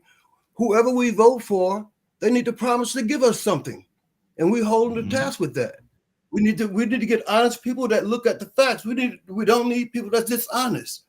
that steal money, and that you can see it, and just deny because he's on your team. It's back to that thing about sports, right? I always love sports. I love sportsmanship. I want to win fair and square. I don't like the cheaters. I mean, that's the whole idea. And the thing is, if the guy's on my team and he's wrong, I'm gonna tell him that. I'm not gonna cover up just because we're on the same team or we both black. That's how I went through that period. You black, you're supposed to think this way. You're supposed to be like this. See it? No, I'm calling the way I see it. I want to see things fairly. That's what my belief told me. It tells me not to put my hand on the scale. To be okay, my minute, I'm out. But keep your you won't find it. You won't find it, brother. Hold on. Truth hurts. Hold on. Now, Mr. Hicks, you just say your time's up and you stop it. There you go again. God almighty, what I'm gonna do with you? Corey, talk to me, brother. 1 minute. So, okay. First, I want to thank you for having this discussion. And even though that I may not agree with some of the things that have been said, you got to think I only had several minutes to paint a lifetime or paint the history of Black farmers and ranchers as it relates to this country. And so the reason why we were pointing out this administration, because the last few acts that were designed to help the situation, they, as Ms. Boyd explained, they doubled down on it when they found out it wasn't going to be popular with the white farmers, and they're doing it in order to get votes from the white farmers because white farmers traditionally sided with Republicans. So what they figured is because Black people are, they're a gimme for the party, their votes are a gimme of party, then we can do what we want because they're going to vote for us anyway. That's not how this should work. And again, I forgot the young lady's name. I would love for her to be on a part of another panel. And, I don't need to know what you say beforehand, but just please consider my point of view that when you talked about the Claims Remedy Act, go back and look at that. That never was passed into law. And I probably shouldn't use the tone that I use with you, but also when you're saying stuff like this, there are people out there listening, and unless I sound it, they're going to say they're going to think it's that an apology. Was that an apology? Yeah, that's what it was. Okay. Yeah. Okay. I just want to make sure what I was hearing. I'd like to be clear on what I'm hearing. Cookie, what's on your heart, real briefly? Again, just because we say something, that doesn't make it so. That's very important. And sometimes we have to extract our feelings and deal with facts, so that we'll be sure that what we're presenting is fair and uniform across the board. No matter the passion that we approach a subject with, that never negates the necessity for politeness, for respect, and for common decency in a dialogue. If you wish to present your message to the public, it has to be presented in a way that is palatable and fair and just across the board. And with all due respect, sir, thank you for the invitation, but I would have to respectfully decline. Okay. Wow. Okay. We're about to get out of here. Anybody have anything else they want to say before we get out of here? Anybody got anything on the heart? I'm trying to go to Cassandra. Cassandra, you back with us? Yeah, I'm here. Okay. I called you, ain't answering. What I'm gonna do? What I'm gonna do with you? Okay. What's on your heart, sis? No, I want to applaud Ms. Boyd, because boy, just the fact that she said somebody called her and told her that they would not so much talking about her husband, but that's the way I'm gonna put it. They would talk about your husband, and she got on the phone and she spoke truth. She spoke truth. She didn't raise no fuss like I would. I probably would have said a couple of cuss words or something. I don't know, Ms. Boyd. I may have. But you so eloquently stated the facts that I love you. Anything I can do to help, I'm in Atlanta. Anything I can do to help the cause, please let me know. Of course, I'm not a Black farmer, but my grandfather was. I started working on farms when I was 7, 8 years old. So I get it. So the fight is real. Please know that you are appreciated. Mr. What's the other man's name? Corey. Mr. Corey. Maybe it was just your approach, and the fact that you made it so political. And you can say that it wasn't political, but it was, because you're pitting, Biden against Trump, which 0.1% during your entire administration to help Black farmers. Okay, I'm gonna leave that right there. 0.1% help the farmers during Trump's administration. Wow. Okay. That's what the statistics say. Let me see, can I get Mr. Lawrence in here? Mr. Lawrence, I know you don't have a video, but are you there? We might be able to hear you. Mr. Lawrence, are you there? Lawrence Lucas? Okay, Mr. Lawrence didn't even turn his microphone on. Lord Jesus. Okay, Mr. Lawrence. Anybody else have anything they want to say? It's actual time for us to get out of here. We gotta, what we do before we leave. But anybody else have anything they want to say before we get out of here? I do. I have one thing to say. Oh Lord. The comments that Cassandra made was a little bit more towards my comment. Because one, I'm all on board with supporting the plight of the Black farmer. However, the Black farmer needs to understand you are not our majority.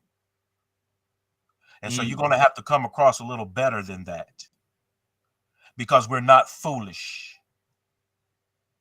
For those of us who are not farmers, what do we have to gain? What do we have to gain? But we have to vote. But you want us to vote for you in opposition to all the other things that we need. So if you want us to support you, you have to make it so that we all understand what it is that you would like for us to do to support you. Because that's what I do. So if I have to go and talk to whomever, if I have to do petitions to ask for somebody to be removed, is your issue with those people running the USDA who has been proven to be biased, who have already lost a discrimination lawsuit? I don't understand why that's separate from what you're trying to do, really. Let me say this. And everybody, I say this on here all the time. I'm not here to give anybody their opinion. Everybody have their own opinion. And that's like I have my own. And so I'm not here to do that. That's not what I do. I give everybody opportunity to say what's on their heart. And I ask the question in that way, what's on your heart? But I think, and this is me talking, I think every element is a piece of the puzzle.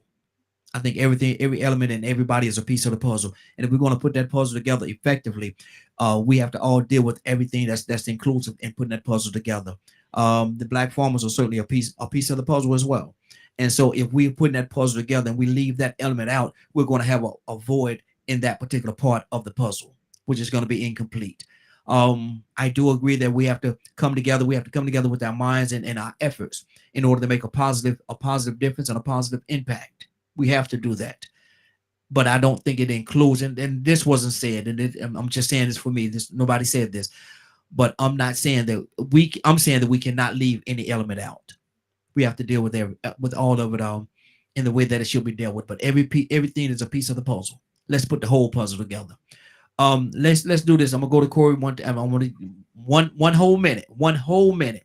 Let's talk solutions, brother. What are the solutions? And how can people get in contact with you? Okay, to my solution, and based on what was just said, it's like the Black farmers' cause was basically, if I interpret this right, it's not the cause of all of Black America. So if we are eradicated, then what's going to stop them from doing that same thing to you next? Because what has happened is, I think we all can agree that generational wealth is tied directly to real property, whether it's just a house on a lot or whether it's a farm. But that's how generational wealth is passed on. And so if they get all the land, the 2.3 million acres is left, then what's next? The urban gardener? Was that, then the people that are in the projects, they want to get rid of that? You got to understand, what they don't see is Black farmers. They see Black people. And they know the way that they can control us. And that now, if we're eradicated, some people will buy just from Black farmers, whether it's organic or not. Well, if we can't control anything that's essential to us to survive, then how do we ever expect to survive? This has been a plan for the last 400 years to make sure that we're feckless. And they're doing one heck of a job doing it. And so, yes, this, like Raheem said, we're all pieces of the puzzle. But if you don't stand with us, then why would you expect us to stand with you on matters that we thought was crazy as all get out, but we'll do it anyway just because it's for the betterment of Black America? And I'll leave it right there. Good deal. How can people get in contact with you if they wanted to reach out to you, brother? Okay, my number is 615. You sure you want to get your number out there like that now? You know? Yeah, I don't care, man. I'm either gonna hang up on you or listen to you. Go ahead. It's 615-308-7787. Again, it's 615-308-7787. Or you can go on my website at cowtownfoundation.org. Again, it's cowtownfoundation.org. I'd like to hear from any of you. I'll answer any questions or give you my thoughts. You might not like it, but that's what I'll do. Good deal. Good deal. Now, Leonard, we've been on here ever since 7 o'clock this morning. It's now, 10:16. Somebody came on here, man, about 9 o'clock, 8:30, whatever it was, and said, man, I wish I could have heard that whole broadcast. Man, I missed a piece of it, and I want to hear all of it. Leonard, how could they hear it? Is it possible for them to hear it in their entirety? If you did not get a chance to hear this show in its entirety, you can log on to www.dkmmediagroup.com at 3 o'clock Eastern today. Good deal. Good deal. Willow! I was waiting for you was waiting on me, Willow? I was waiting on you, Brian, because this here was a little bit out of my lane. Hey, but like I say, hey, that's what we do on here, man. We keep it going. We want to talk about it and have the discussions, and that's what we do. We have the discussions, and we don't always agree. We don't always agree. But at the end of the day, you know, in order to be successful or to get where you need to get, you gotta have the conversation. That's why I say we gotta have the dialogue, and that's why, you know, it's very important that we come together and have the dialogue and speak to each other, not at each other, around each other, but speak to each other. But Willa, I need to know: are you ready? Are you really ready, though? Raheem, I'm ready. You know, Raheem, I'm ready. I'm gonna get ready to go on a 10-day vacation on a cruise to Belize. Good Lord. And I'm ready. Good Lord. To Belize, man. Yeah, you sound like you're about to do it. I'm packed. I want to go. I want to go. See, you get. Mr. Take me. The cruise ship all filled up.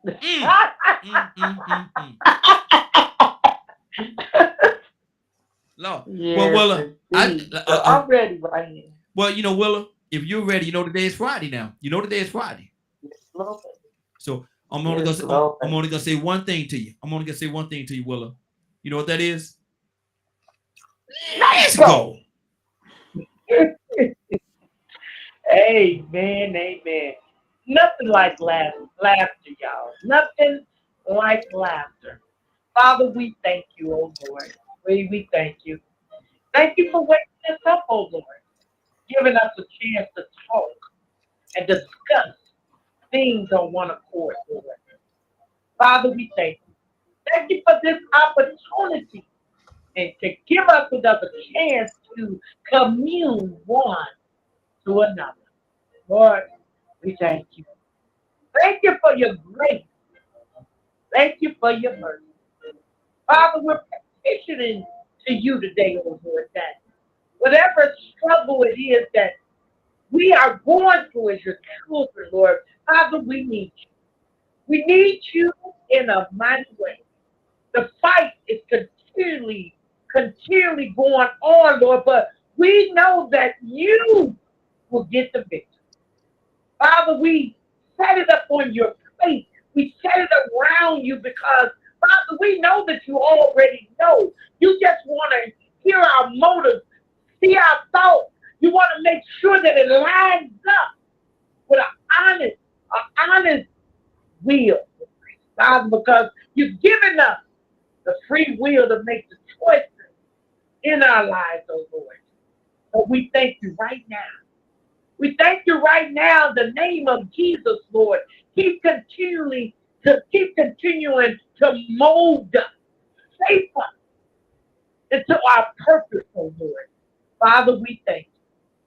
I'm asking you, oh Lord, to keep protecting, Lord, and Keep allowing that Holy Spirit to dwell in our lives, to manifest us to our purpose, Lord. Keep allowing the angels to be encamped around all of us, oh Lord, because we need you in this evil and wicked world. We love you, Lord. We praise you and we honor you, oh Lord. Father, we thank you. Thank you for setting that path under our feet, oh Lord, leading us, guiding us, directing us with wisdom, with understanding. Father, thank you for the morning, Lord. Thank you for each and every last one that's on this line, Lord. Touch them, oh Lord. Touch them, oh Lord, and keep them anointed through your word, Lord. Father, thank you for the anointing. We receive it. Thank you for Raheem. Thank you for his family, oh Lord. Father, we love you. We lift you up and give you the highest praise of hallelujah. In Jesus' name. Amen, amen, amen. It's already sealed. It's already sealed on each and every last one of us. Yes, Lord. Yes, Lord. Be safe. In Jesus' name. Amen. Amen. Amen. It's been a great broadcast. It's been a great broadcast. I want to thank everybody for joining us. Corey, did we do you good, brother? Man, it was great. It was great. But you ain't off the doggone hook yet, my man. we have to get the message out to Black America. And this was a great platform. I really enjoyed that. Willie, is it Mr. Hicks back there? That was my man back there. Yeah. Good deal. Good deal. Well, we're about to get out of here, man. I definitely appreciate you. Thank you for giving us the opportunity, brother, to have this conversation and this dialogue with you. We really appreciate that. Thank you. So let's do it again soon. Yes, sir. Let's make it happen. Let's make it happen. Thank you, man. And with that being said, I want to thank everybody for joining us. And more than that, I want to thank you for allowing DK Media Group and Associates and the Morning Glow for being a part of your day. It is now, 10:23. You're about to exit the Morning Glow. But before you go, I want you to do me two favors, if you will. One, I want you to continue to pray for us because we are certainly praying for each and every one of you. Number two, why this is real simple. I want you to go out there, find somebody, and give them a hug because you never know. It could be the only hug that they get, or it could very well be their last. Love you, and ain't nothing you can do about it. Have a great day and a better tomorrow. Then we shine some of this light in you from the Morning Glow. Take it out there into this wicked and cruel world that we live in, and let your light so shine. If you get an opportunity, give somebody some love. You just might find some love in return. Won't that be a beautiful thing? Have a great day. Take care of each other. And please, please, please be blessed. Give somebody some love and truth. They will appreciate it, and I'm sure that you will as well. See you Monday morning, if God says the same.